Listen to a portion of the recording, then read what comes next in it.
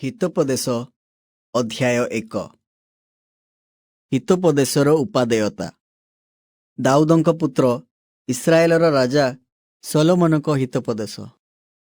ଜ୍ଞାନ ଓ ଉପଦେଶ ବୁଝିବାକୁ, ଜ୍ଞାନଜନକ ବାକ୍ୟ ବିବେଚନା କରିବାକୁ, ସୁଆଚରଣ, ସାଧୁତା ଓ ସୁବିବେଚନା ଏବଂ ନ୍ୟାୟ ବିଷୟରେ ଉପଦେଶ ଗ୍ରହଣ କରିବାକୁ, ସରଳ ଲୋକଙ୍କୁ ସତର୍କତା ଓ ଯୁବା ଲୋକଙ୍କୁ ବିଦ୍ୟା ଓ ପରିଣାମଦର୍ଶିତା ଦେବାକୁ, ଯେପରି ଜ୍ଞାନବାନ ଲୋକ ତାହା ଶୁଣି ପାଣ୍ଡିତ୍ୟରେ ବୃଦ୍ଧି ପାଇବ ଏବଂ ବୁଦ୍ଧିମାନ ଲୋକ ହିତଜନକ ପରାମର୍ଶ ପ୍ରାପ୍ତ ହେବ। ପୁଣି ଏକ ଉପଦେଶ କଥା ଓ ଏକ ରୂପକ କଥା ଏବଂ ପଣ୍ଡିତମାନଙ୍କର ବାକ୍ୟ ଓ ସେମାନଙ୍କର ଗୂଢ଼ବଚନ ବୁଝିପାରିବ। ଯୁବ ସମାଜକୁ ଉପଦେଶ। ସଦାପ୍ରଭୁଙ୍କ ବିଷୟକ ଭୟ ଜ୍ଞାନର ଆରମ୍ଭ। ମାତ୍ର ନିର୍ବୋଧ ଲୋକେ ଜ୍ଞାନ ଓ ଉପଦେଶ ତୁଚ୍ଛ ବୋଧ କରନ୍ତି। ହେ ମୋହର ପୁତ୍ର, ତୁମ୍ଭ ପିତାର ଉପଦେଶ ଶୁଣ ଓ ତୁମ୍ଭ ମାତାର ଆଦେଶ ପରିତ୍ୟାଗ କର ନାହିଁ, ଯେହେତୁ ତାହା ତୁମ୍ଭର ଅନୁଗ୍ରହଜନକ ଶିରଭୂଷଣ ଓ ଗଳଦେଶର ହାର ସ୍ୱରୂପ ହେବ। ହେ ମୋହର ପୁତ୍ର, ପାପୀଗଣ ତୁମ୍ଭକୁ ଫୁସୁଲାଇଲେ ତୁମ୍ଭେ ସମ୍ମତ ହୁଅ ନାହିଁ। ସେମାନେ ଯଦି କହନ୍ତି, ଆମ୍ଭମାନଙ୍କ ସହିତ ଆସ, ଆମ୍ଭେମାନେ ହତ୍ୟା କରିବାକୁ ଛକି ବସୁ, ନିର୍ଦ୍ଦୋଷମାନଙ୍କୁ ଅକାରଣରେ ଧରିବାକୁ ଗୁପ୍ତରେ ଲୁଚି ରହୁ, ପାତାଳର ନ୍ୟାୟ ଆମ୍ଭେମାନେ ସେମାନଙ୍କୁ ଜିଅନ୍ତା ଗ୍ରାସ କରୁ ଓ ଗର୍ତ୍ତପତିତ ଲୋକ ପରି ସେମାନଙ୍କୁ ସର୍ବତ ଭାବେ ଗ୍ରାସ କରୁ, ତହିଁରେ ଆମ୍ଭେମାନେ ସର୍ବପ୍ରକାର ବହୁମୂଲ୍ୟ ଧନ ପାଇବା, ଲୁଟିତ ଦ୍ରବ୍ୟରେ ଆପଣା ଗୃହ ପରିପୂର୍ଣ୍ଣ କରିବା। ତୁମ୍ଭେ ଆମ୍ଭମାନଙ୍କ ମଧ୍ୟରେ ଅଂଶୀ ହେବ, ଆମ୍ଭ ସମସ୍ତଙ୍କର ଏକ ତୋଡ଼ା ହେବ। ହେ ମୋହର ପୁତ୍ର, ତୁମ୍ଭେ ସେମାନଙ୍କ ସଙ୍ଗେ ସେହି ପଥରେ ଚାଲ ନାହିଁ, ସେମାନଙ୍କ ପଥରୁ ଆପଣା ପାଦ ଅଟକାଅ, ଯେହେତୁ ସେମାନଙ୍କ ଚରଣ କୁକ୍ରିୟା କରିବାକୁ ଦୌଡ଼େ ଓ ରକ୍ତପାତ କରିବାକୁ ଶୀଘ୍ର ଧାଇଁଯାଏ। କୌଣସି ପକ୍ଷୀର ଆଖି ଆଗରେ ଜାଲ ପାତିବା ନିତାନ୍ତ ବ୍ୟର୍ଥ ହୁଏ। ସେମାନେ ନିଜ ନିଜର ରକ୍ତପାତ କରିବାକୁ ଛକି ବସନ୍ତି ଓ ଆପଣାମାନଙ୍କ ପ୍ରାଣକୁ ଧରିବା ପାଇଁ ଗୁପ୍ତରେ ଲୁଚି ରହନ୍ତି। ସମସ୍ତ ଧନଲୋଭୀର ଗତି ଏହି, ତାହା ଧନର ଅଧିକାରୀମାନଙ୍କର ପ୍ରାଣ ନାଶ କରେ। ଜ୍ଞାନର ଆହ୍ୱାନ। ଜ୍ଞାନ ରାସ୍ତାରେ ଉଚ୍ଚସ୍ୱରରେ ଡାକେ, ସେ ଛକ ସ୍ଥାନମାନଙ୍କରେ ଆପଣା ରବ ଶୁଣାଏ, ସେ ଲୋକମାନଙ୍କର ପ୍ରଧାନ ସ୍ଥାନରେ ଡାକେ, ନଗର ଦ୍ୱାରର ପ୍ରବେଶ ସ୍ଥାନରେ ଓ ନଗର ମଧ୍ୟରେ ଆପଣା ବାକ୍ୟ ଉଚ୍ଚାରଣ କରି କହେ, ହେ ନିର୍ବୋଧ ଲୋକମାନେ, କେତେକାଳ ମୂର୍ଖତାକୁ ଭଲ ପାଇବ? ହେ ନିନ୍ଦୁକମାନେ, ଆଉ କେତେକାଳ ନିନ୍ଦାରେ ସନ୍ତୁଷ୍ଟ ଥିବ? ହେ ମୂର୍ଖମାନେ, ଆଉ କେତେକାଳ ବିଦ୍ୟାକୁ ଘୃଣା କରିବ? ମୋ ଅନୁଯୋଗରେ ମନ ଫେରାଅ, ଦେଖ, ମୁଁ ତୁମ୍ଭମାନଙ୍କ ଉପରେ ଆପଣା ଆତ୍ମା ଢାଳିଦେବି। ମୁଁ ଆପଣା ବାକ୍ୟ ସବୁ ତୁମ୍ଭମାନଙ୍କୁ ଜଣାଇବି। ଯେହେତୁ ମୁଁ ଡାକିଲି, ପୁଣି ତୁମ୍ଭେମାନେ ମନା କଲ, ମୁଁ ହସ୍ତ ବିସ୍ତାର କଲି, କେହି ମାନ୍ୟ କଲା ନାହିଁ। ମାତ୍ର ତୁମ୍ଭେମାନେ ମୋହର ସମସ୍ତ ଉପଦେଶ ତୁଚ୍ଛ ଜ୍ଞାନ କଲ, ପୁଣି ମୋହର କୌଣସି ଅନୁଯୋଗକୁ ଚାହିଁଲ ନାହିଁ। ଏହେତୁ ମୁଁ ମଧ୍ୟ ତୁମ୍ଭମାନଙ୍କ ବିପଦ ବେଳେ ହସିବି, ତୁମ୍ଭମାନଙ୍କର ଆଶଙ୍କା ଉପସ୍ଥିତ ହେବା ସମୟରେ ମୁଁ ପରିହାସ କରିବି। ଯେତେବେଳେ ପ୍ରଚଣ୍ଡ ଝଡ଼ ପରି ତୁମ୍ଭମାନଙ୍କର ଆଶଙ୍କା ଉପସ୍ଥିତ ହେବ ଓ ଘୂର୍ଣ୍ଣିବାୟୁ ପରି ତୁମ୍ଭମାନଙ୍କର ବିପଦ ଆସିବ, ଯେତେବେଳେ କ୍ଲେଶ ଓ ବେଦନା ତୁମ୍ଭମାନଙ୍କ ପ୍ରତି ଘଟିବ, ସେତେବେଳେ ସେମାନେ ମୋତେ ଡାକ ପକାଇବେ, ମାତ୍ର ମୁଁ ଉତ୍ତର ଦେବି ନାହିଁ। ସେମାନେ ଅତି ଯତ୍ନରେ ମୋହର ଅନ୍ୱେଷଣ କରିବେ, ମାତ୍ର ମୋହର ଉଦ୍ଦେଶ୍ୟ ପାଇବେ ନାହିଁ। କାରଣ ସେମାନେ ବିଦ୍ୟାକୁ ଘୃଣା କଲେ ଓ ସଦାପ୍ରଭୁଙ୍କ ବିଷୟକ ଭୟ ମନୋନୀତ କଲେ ନାହିଁ। ସେମାନେ ମୋହର କୌଣସି ଉପଦେଶ ଗ୍ରହଣ କଲେ ନାହିଁ ଓ ମୋହର ସମସ୍ତ ଅନୁଯୋଗ ହେୟ ଜ୍ଞାନ କଲେ। ଏଥିପାଇଁ ସେମାନେ ଆପଣା କର୍ମର ପ୍ରତିଫଳ ଭୋଗିବେ ଓ ଆପଣା କୁପରାମର୍ଶର ସମ୍ପୂର୍ଣ୍ଣ ଫଳ ଭୋଗ କରିବେ। ହଁ, ନିର୍ବୋଧମାନଙ୍କର ବିପଥଗମନ ସେମାନଙ୍କୁ ବିନାଶ କରିବ ଓ ଅଜ୍ଞାନମାନଙ୍କର ଆତ୍ମତୃପ୍ତି ସେମାନଙ୍କୁ ସଂହାର କରିବ। ମାତ୍ର ଯେଉଁ ଲୋକ ମୋହର କଥା ଶୁଣେ, ସେ ନିରାପଦରେ ବାସ କରିବ ଓ ଅମଙ୍ଗଳର ଆଶଙ୍କା ବିନା ବିଶ୍ରାମ ପାଇବ। ହିତୋପଦେଶ ଅଧ୍ୟାୟ 2। ଜ୍ଞାନର ପୁରସ୍କାର।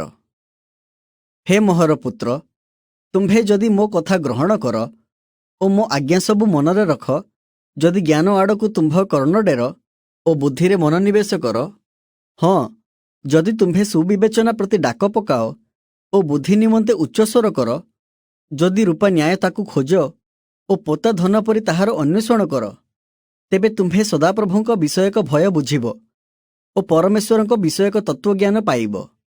ଯେହେତୁ ସଦାପ୍ରଭୁ ଜ୍ଞାନ ଦିଅନ୍ତି, ତାହାଙ୍କ ମୁଖରୁ ଜ୍ଞାନ ଓ ବୁଦ୍ଧି ନିର୍ଗତ ହୁଏ। ସେ ସତ୍ଲୋକଙ୍କ ନିମନ୍ତେ ତତ୍ତ୍ୱଜ୍ଞାନ ସଞ୍ଚୟ କରନ୍ତି। ସେ ସରଳାଚାରୀମାନଙ୍କର ଢାଲ ସ୍ୱରୂପ ଅଟନ୍ତି।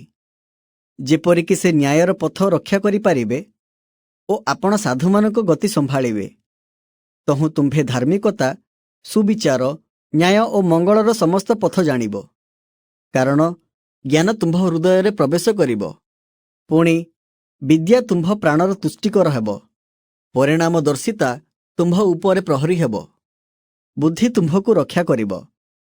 ତହିଁରେ ଯେଉଁମାନେ ଅବାଧ୍ୟ କଥା କହନ୍ତି, ଯେଉଁମାନେ ଅନ୍ଧକାରମୟ ପଥରେ ଗତାୟାତ କରିବା ନିମନ୍ତେ ସରଳ ମାର୍ଗ ପରିତ୍ୟାଗ କରନ୍ତି, ଯେଉଁମାନେ କୁକ୍ରିୟା କରିବାକୁ ହୃଷ୍ଟ ଓ ଦୁଷ୍ଟମାନଙ୍କ ଅବାଧ୍ୟତାରେ ଅନୁରକ୍ତ, ଯେଉଁମାନେ ଆପଣା ଆପଣା ମାର୍ଗରେ କୁଟିଳ ଓ ଆପଣା ଆପଣା ପଥରେ ବକ୍ରଗାମୀ, ଏପରି କୁକର୍ମକାରୀମାନଙ୍କ ପଥରୁ ତୁମ୍ଭର ଉଦ୍ଧାର ହେବ।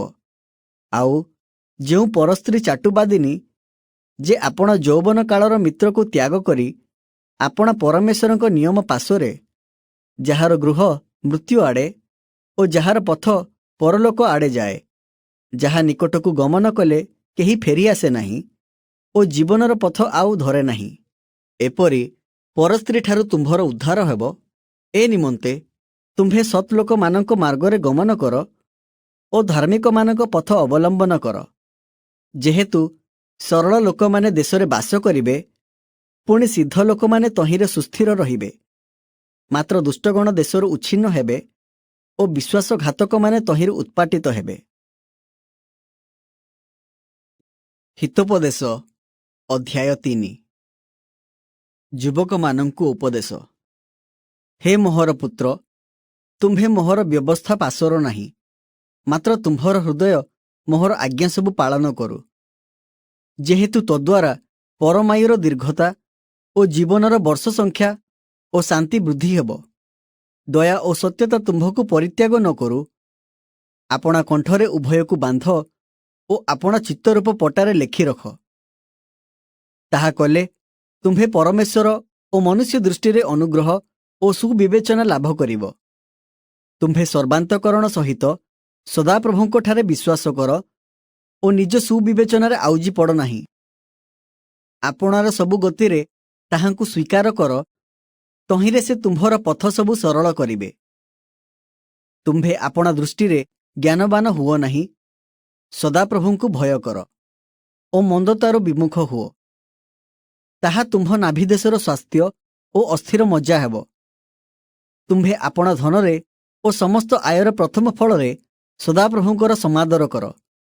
ତହିଁରେ ତୁମ୍ଭର ଭଣ୍ଡାର ବହୁ ଧନରେ ପରିପୂର୍ଣ୍ଣ ହେବ ଓ ତୁମ୍ଭ କୁଣ୍ଡରେ ନୂତନ ଦ୍ରାକ୍ଷରସ ଉଛୁଳି ପଡ଼ିବ। ହେ ମୋହର ପୁତ୍ର, ସଦାପ୍ରଭୁଙ୍କ ଅନୁଶାସନ ତୁଚ୍ଛ କର ନାହିଁ ଓ ତାହାଙ୍କ ଶାସନରେ କ୍ଳାନ୍ତ ହୁଅ ନାହିଁ। କାରଣ ଯେପରି ପିତା ଆପଣା ସନ୍ତୋଷପାତ୍ର ପୁତ୍ରକୁ, ସେପରି ସଦାପ୍ରଭୁ ଆପଣା ପ୍ରେମପାତ୍ରକୁ ଅନୁଶାସନ କରନ୍ତି।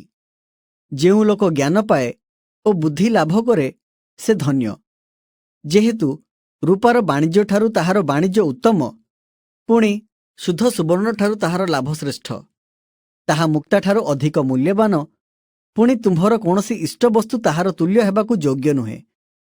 ତାହାର ଡାହାଣ ହସ୍ତରେ ଦୀର୍ଘାୟୁ, ତାହାର ବାମ ହସ୍ତରେ ଧନ ଓ ସମ୍ମାନ ଥାଏ। ତାହାର ପଥ ସବୁ ସୁଖଦାୟକ ପଥ ଓ ତାହାର ସମସ୍ତ ମାର୍ଗ ଶାନ୍ତିକର ଅଟେ। ଯେଉଁମାନେ ତାହାର ଆଶ୍ରୟ ନିଅନ୍ତି, ସେମାନଙ୍କ ପ୍ରତି ସେ ଜୀବନଦାୟକ ବୃକ୍ଷ ସ୍ୱରୂପ। ଯେଉଁ ଲୋକ ତାହା ଧରି ରଖେ, ସେ ଧନ୍ୟ। ସଦାପ୍ରଭୁ ଜ୍ଞାନରେ ପୃଥିବୀ ସ୍ଥାପନ କଲେ, ସେ ବୁଦ୍ଧିରେ ଆକାଶମଣ୍ଡଳ ସୁସ୍ଥିର କଲେ। ତାହାଙ୍କ ଜ୍ଞାନରେ ଗଭୀର ସ୍ଥାନରୁ ଜଳ ଉଛୁଳି ଉଠେ, ପୁଣି ମେଘରୁ କାକର ଟୋପା ଟୋପା ପଡ଼େ। ହେ ମୋହର ପୁତ୍ର, ଏହିସବୁ ତୁମ୍ଭ ଦୃଷ୍ଟିଗୋଚରରୁ ନ ଯାଉ। ତୁମ୍ଭେ ତତ୍ତ୍ୱଜ୍ଞାନ ଓ ପରିଣାମଦର୍ଶିତା ରକ୍ଷା କର। ତାହା ତୁମ୍ଭ ପ୍ରାଣର ଜୀବନ ଓ କଣ୍ଠର ଭୂଷଣ ହେବ। ତେବେ ତୁମ୍ଭେ ଆପଣା ପଥରେ ନିର୍ଭୟରେ ଚାଲିବ, ପୁଣି ତୁମ୍ଭର ଚରଣ ଝୁଣ୍ଟିବ ନାହିଁ। ଶୟନ କାଳରେ ତୁମ୍ଭର ଆଶଙ୍କା ହେବ ନାହିଁ। ହଁ, ତୁମ୍ଭେ ଶୟନ କରିବ ଓ ତୁମ୍ଭର ନିଦ୍ରା ସୁଖଜନକ ହେବ। ହଠାତ୍ ଉତ୍ପନ୍ନ ଆଶଙ୍କାକୁ କିଏ ବା ଦୁଷ୍ଟମାନଙ୍କ ଉପସ୍ଥିତ ବିନାଶକୁ ଭୟ କର ନାହିଁ। जेहेतु सदाप्रभु तुम्भर विश्वास भूमि हेबे, से तुम्भर पाद फांदरू रक्षा करिबे। उपकार करिबार सामर्थ्य तुम्भ हस्तरे थिले उचित दानपात्र मानंकु मना करो नाही। आपण निकटरे द्रव्य थिले जाओ, पुनर्बार आस, आम्भे काली दबा, एहा तुम्भ प्रतिवासी को कुह नाही। तुम्भ प्रतिवासी तुम्भ निकटरे निर्भୟରେ बास करिबारु ताहार विरुद्धरे अनिष्ट चिंता करो नाही। मनुष्य तुम्भर क्षति न कले अकारणरे ताहा सहित विरोध करो नाही। उपद्रवी प्रति ईर्षा करो नाही, पुणी ताहार कौनसी पथ मनोनीत करो नाही। कारण खळ लोक सदाप्रभुंकर घृणापात्र, मात्र सरलाचारी मानंक संगे ताहांकर मित्रालाप थाए। पापी मानक गृहरे सदाप्रभुंकर अभिशाप थाए, मात्र से धार्मिक मानक निवास को आशीर्वाद करती। यद्यपि से निंदक मानक निंदा करती, तथापि से नम्र लोक मानक अनुग्रह प्रदान करती। ज्ञानवान लोके सम्मानर अधिकारी हेबे, मात्र लज्जा अज्ञान मानक उन्नति हेबो। हितोपदेश अध्याय 4। ज्ञानर उपकारिता। हे मोहर पुत्रगण, पितार उपदेश शुण और सुविवेचनदायक ज्ञानरे मनोयोग कर। जेहेतु मु तुम्भमानंकु उत्तम शिक्षा देउअछि, मोहर आदेश परित्याग कर नाही। मु आपण पितांकर पुओटिए थिली, पुणी मातांक दृष्टिरे कोमल ओ एकमात्र प्रिय थिली। पिता मते शिक्षा देई कहिले, तुम्भ मनरे मोहर कथा सबु रख, पुणी मोहर आज्ञा सबु पालन कर, तहिरे तुम्भे बंचिबो। ज्ञान अर्जन कर, सुविवेचन लाभ कर, ताहा भूल नाही। पुणी मो मुखर वाक्यरु विमुख हुओ नाही।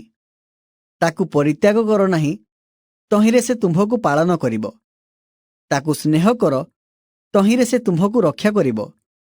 ज्ञान सर्वश्रेष्ठ विषय, एणु ज्ञान लाभ कर, पुणी तुम्भर सबु लाभ मध्यरे सुविवेचन लाभ कर। ताहाकु शिरोधार्य कर, तहिरे से तुम्भकु उन्नत करिबो। ताहाकु आलिंगन कले से तुम्भकु संभ्रांत करिबो। से तुम्भ मस्तकरे अनुग्रह रूप भूषण देब। से तुम्भकु शोभार मुकुट अर्पण करिबो। हे मोहर पुत्र, शुण मो कथा घेन, तहिरे तुम्भ आयुर वर्ष बहुत हेब। मु तुम्भकु ज्ञानर मार्गरे शिक्षा देइअछि, मु साधुतार पथरे तुम्भकु कढ़ाई अछि। तुम्भे गमन करिबा बेले तुम्भर पाद संकुचित हेब नाही। पुणी दौड़िबा बेले तुम्भे झुंटिबो नाही। उपदेश दृढ़ करी धर, ताकु छाड़ी दियो नाही। ताकु रख, कारण ताहा तुम्भर जीवन। कुकर्मी मानक पथ मध्यरे प्रवेश कर नाही, एवं दुष्ट लोक मानक बाटरे चाल नाही। ताहा परित्याग कर, तहिर निकट देई जाओ नाही। तहिर विमुख होई चाली जाओ। जेहेतु कुक्रिया न कले सेमाने शयन करंती नाही, पुणी काहाकु पतित न कराइले सेमानक निद्रा भांगी जाए। जेहेतु सेमाने दुष्टता रूप अन्न भक्षण करंती, पुणी दौरात्म्य रूप द्राक्षरस पान करंती। मात्र धार्मिक मानक पथ प्रभातर आलुओ तुल्य, जहा मध्याह्न पर्यंत आहुरी आहुरी तेजस्कर हुए। पुणी दुष्ट मानकर बाट अंधकार तुल्य, सेमाने काहीरे झुंटी पड़ती ताहा जानती नाही। हे मोहर पुत्र, मो कथारे मनोयोग कर, मो वाक्ୟରେ कर्ण डेर। ताहा सबु तुम्भ चक्षुरु न जाऊ। ताहा सबु तुम्भ हृदय मध्यरे जत्न करी रख। जेहेतु ताहा जेउ माने पाआंती, सेमानक प्रति ताहा जीवन और सर्वांगर स्वास्थ्य अटे। तुम्भ हृदय को अति जत्नरे रख, जेहेतु तहिरु जीवनर प्रवाह जन्मे। आपना ठारु कुटिल मुख दूर कर ओ वक्र ओष्ठाधर बहु दूररे रख। तुम्भ चक्षु आगकु दृष्टि करू ओ तुम्भ चक्षुर पता तुम्भ सम्मुखरे सड़ख अनाऊ। तुम्भे आपना पाद सड़ख करी पकाओ ओ तुम्भर सबु पथ स्थिरीकृत हेउ। डाहाण कि बाम पार्श्वकु जाओ नाही, पुणी तुम्भ पाद मंद ठारु दूर कर। हितोपदेश अध्याय 5। व्यभिचार विरुद्धरे चेतावनी। हे मोहर पुत्र, मो ज्ञानरे मन दिय, मो बुद्धि प्रति तुम्भ कान डेर। जेपरी तुम्भे परिणामदर्शिता रक्षा करि पारिबो ओ जेपरी तुम्भ ओष्ठाधर ज्ञानर कथा पालन करि पारिबो। जेहेतु परस्त्रीर ओष्ठरु टोपा टोपा मधुक्षरे ताहार मुख तैल अपेक्षा अधिक चिक्कण अटे, किंतु ତାହାର ଶେଷ ଦଶା ନାଗଦୌଣା ନ୍ୟାୟ ପିତା, ଦ୍ୱିଧ୍ୱର ଖଡ଼ଗ ତୁଲ୍ୟ ତୀକ୍ଷ୍ଣ। ତାହାର ପାଦ ମୃତ୍ୟୁ ଆଡ଼କୁ ଓହ୍ଲାଇଯାଏ, ତାହାର ପାଦ ସିଧା କବରରେ ପଡ଼େ। ଏଣୁ ସେ ଜୀବନର ସମାନ ପଥ ପାଏ ନାହିଁ। ତାହାର ପଥ ସବୁ ଚଞ୍ଚଳ, ଆଉ ସେ ତାହା ଜାଣେ ନାହିଁ। ଏହେତୁ ହେ ମୋହର ପୁତ୍ରମାନେ, ମୋ କଥା ଶୁଣ ଏବଂ ମୋ ମୁଖର ବାକ୍ୟରୁ ବିମୁଖ ହୁଅ ନାହିଁ। ତାହାଠାରୁ ଆପଣା ପଥ ଦୂରରେ ରଖ ଏବଂ ତାହାର ଗୃହର ଦ୍ୱାର ନିକଟକୁ ଯାଅ ନାହିଁ। କେଜାଣି ତୁମ୍ଭେ ଅନ୍ୟମାନଙ୍କୁ ଆପଣା ଇଜ୍ଜତ ଓ ନିର୍ଦ୍ଦୟ ଲୋକଙ୍କୁ ଆପଣାର ପରମାୟୁ ଦେବ। କେଜାଣି ଅପରିଚିତ ଲୋକମାନେ ତୁମ୍ଭ ବଳରେ ପୂର୍ଣ୍ଣ ହେବେ ଏବଂ ତୁମ୍ଭ ଶ୍ରମର ଫଳ ବିଦେଶୀର ଗୃହରେ ଥୁଆଯିବ। ଆଉ ତୁମ୍ଭ ଶେଷ ଅବସ୍ଥାରେ ଯେତେବେଳେ ତୁମ୍ଭ ମାଂସ ଓ ଶରୀର କ୍ଷୟ ପାଏ, ତୁମ୍ଭେ କେଜାଣି ବିଳାପ କରିବ ଆଉ କହିବ, ମୁଁ ଉପଦେଶ କିପରି ଘୃଣା କଲି, ପୁଣି ମୋହର ମନ ଅନୁଯୋଗକୁ କିପରି ତୁଚ୍ଛ କଲା। ମୁଁ ଆପଣ ଶିକ୍ଷକମାନଙ୍କ କଥା ମାନିଲି ନାହିଁ ଓ ଯେଉଁମାନେ ମୋତେ ଶିକ୍ଷା ଦେଲେ ସେମାନଙ୍କ ବାକ୍ୟ ପ୍ରତି ଆପଣା କାନ ଡେରିଲେ ନାହିଁ। ମୁଁ ସମାଜ ଓ ମଣ୍ଡଳୀ ମଧ୍ୟରେ ପ୍ରାୟ ସର୍ବପ୍ରକାର ଦୁର୍ଦ୍ଦଶାରେ ପଡ଼ିଲି। ତୁମ୍ଭେ ନିଜ ଜଳାଶୟରୁ ଜଳପାନ କର ଓ ନିଜ କୂପରୁ ସ୍ରୋତ ଜଳ ପାନ କର। ତୁମ୍ଭର ନିର୍ଝର କ'ଣ ବାହାରେ ଏଣେତେଣେ ବିସ୍ତାରିତ ହେବ ଓ ରାଜଦାଣ୍ଡରେ କ'ଣ ଜଳସ୍ରୋତ ବହିଯିବ? ତାହା କେବଳ ତୁମ୍ଭର ହେଉ, ତୁମ୍ଭ ସହିତ ଅପରିଚିତ ଲୋକମାନଙ୍କର ନ ହେଉ। ତୁମ୍ଭର ନିର୍ଝର ଧନ୍ୟ ହେଉ। ଆଉ ତୁମ୍ଭେ ଆପଣ ଯୌବନ କାଳର ଭାର୍ଯ୍ୟାଠାରେ ଆମୋଦ କର। ସେ ପ୍ରେମିକା ହରିଣୀ ଓ ରୂପବତୀ ବାଉଟି ପରି। ତାହାର ବକ୍ଷ ସର୍ବଦା ତୁମ୍ଭକୁ ଦୁଷ୍ଟ କରୁ, ଆଉ ତାହାର ପ୍ରେମରେ ତୁମ୍ଭେ ସର୍ବଦା ଆସକ୍ତ ହୁଅ। ହେ ମୋହର ପୁତ୍ର, ପରକୀୟାଠାରେ ତୁମ୍ଭେ କାହିଁକି ଆସକ୍ତ ହେବ ଏବଂ ଅନ୍ୟର କୋଳ କାହିଁକି ଆଲିଙ୍ଗନ କରିବ? ଯେହେତୁ ମନୁଷ୍ୟର ସବୁ ଗତି ସଦାପ୍ରଭୁଙ୍କର ଦୃଷ୍ଟିଗୋଚର ଅଟେ ଓ ସେ ତାହାର ସବୁ ପଥ ସମାନ କରନ୍ତି। ଦୁଷ୍ଟ ଲୋକର ନିଜ ଅପରାଧ ତାହାକୁ ଧରିବ, ସେ ନିଜ ପାପରୂପ ଦଉଡ଼ିରେ ବନ୍ଧା ହେବ। ସେ ଉପଦେଶ ଅଭାବରେ ମରିଯିବ ଓ ଆପଣ ଅଜ୍ଞାନତାର ବୃଦ୍ଧିରେ ଭ୍ରାନ୍ତ ହେବ। ହିତୋପଦେଶ ଅଧ୍ୟାୟ 6। ସତର୍କ ବାଣୀ ସମୂହ। ହେ ମୋହର ପୁତ୍ର, ଯଦି ତୁମ୍ଭେ ଆପଣା ପ୍ରତିବାସୀର ବନ୍ଧକ ହୋଇଥାଅ, ଯଦି ପର ପାଇଁ ହାତ ଦେଇଥାଅ, ତେବେ ତୁମ୍ଭେ ଆପଣା ମୁଖର ବାକ୍ୟ ରୂପ ଫାନ୍ଦରେ ପଡ଼ିଅଛ ଓ ଆପଣା ମୁଖର କଥାରେ ଧରାଯାଇଅଛ।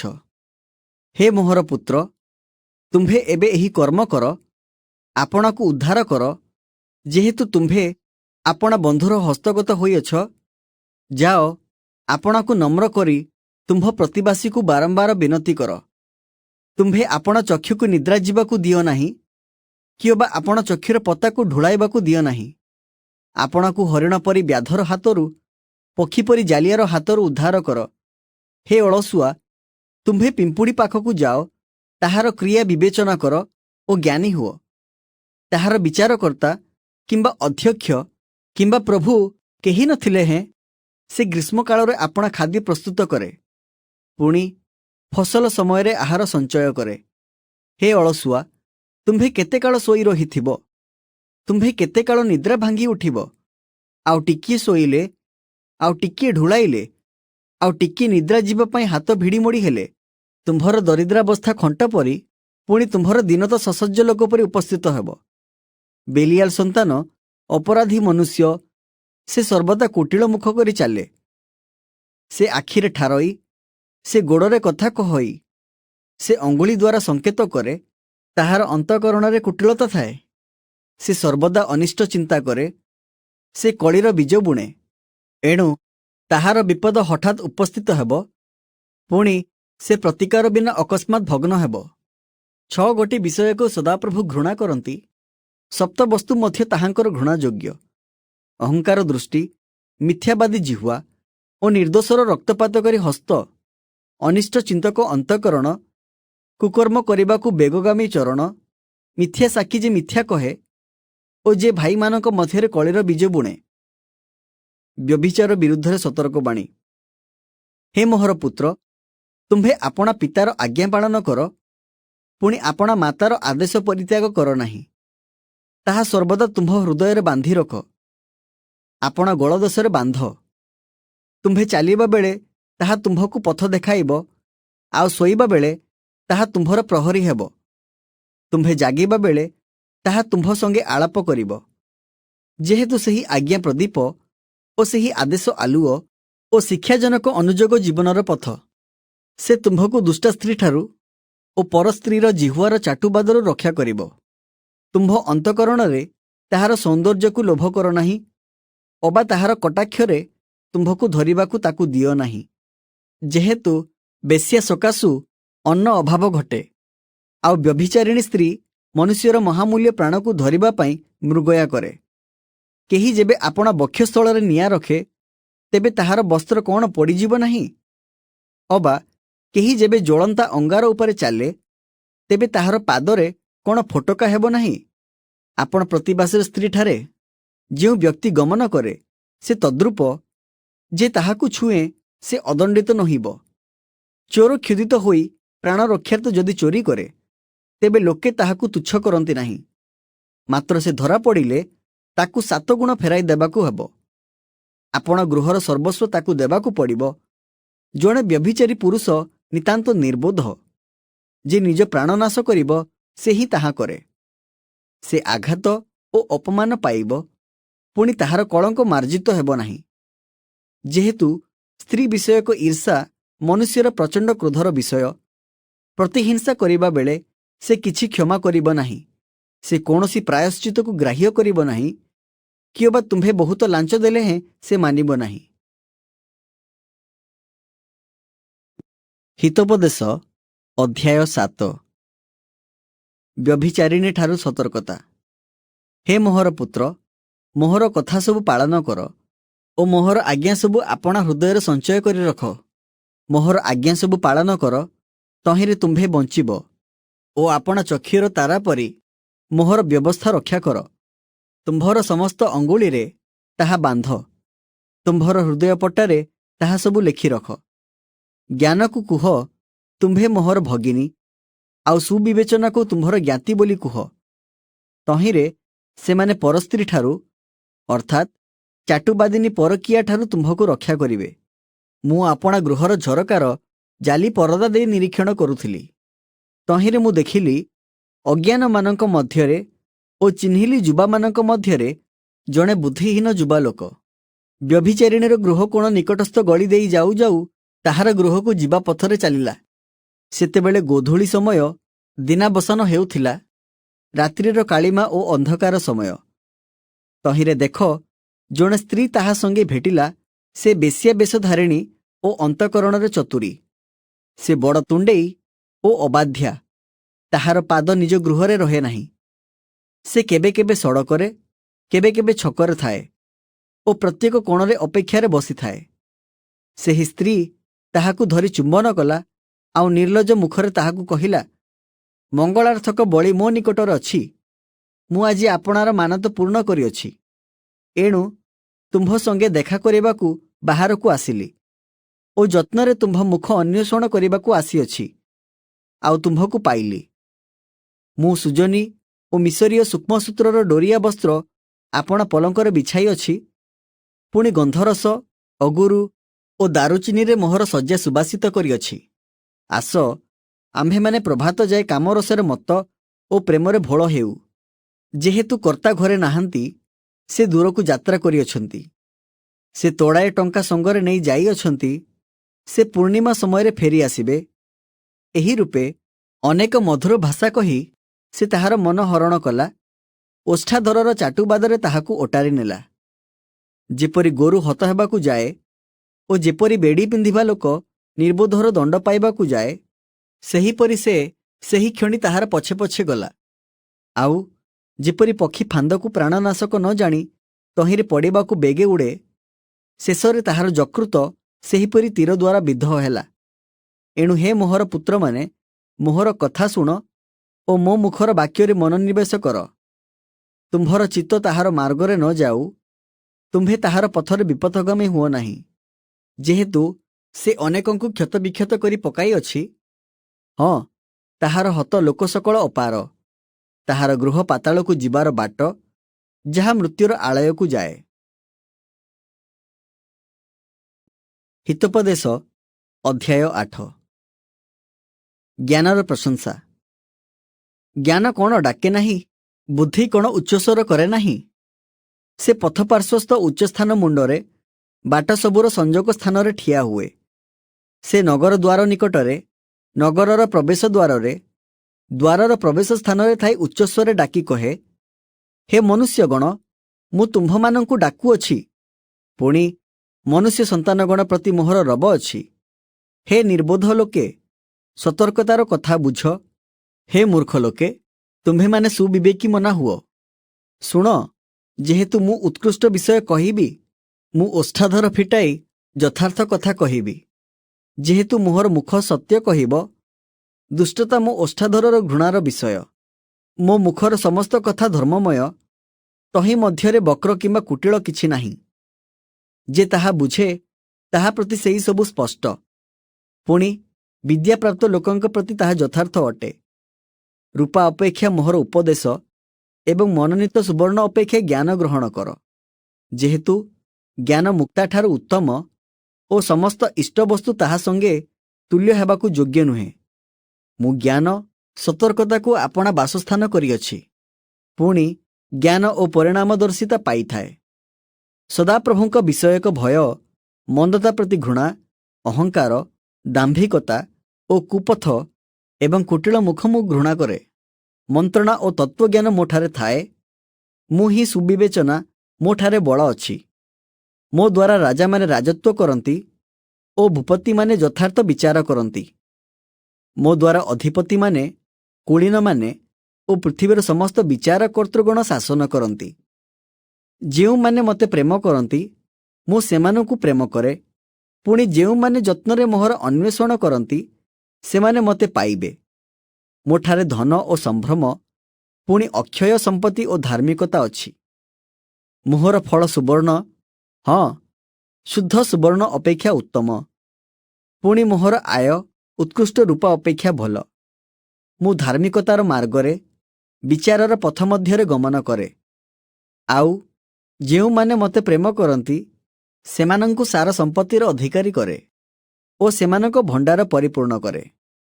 ସଦାପ୍ରଭୁ ନିଜ ଗତିର ଆରମ୍ଭରେ, ତାହାଙ୍କ କର୍ମସକଳର ପୂର୍ବରେ ମୋତେ ଅଧିକାର କରିଥିଲେ।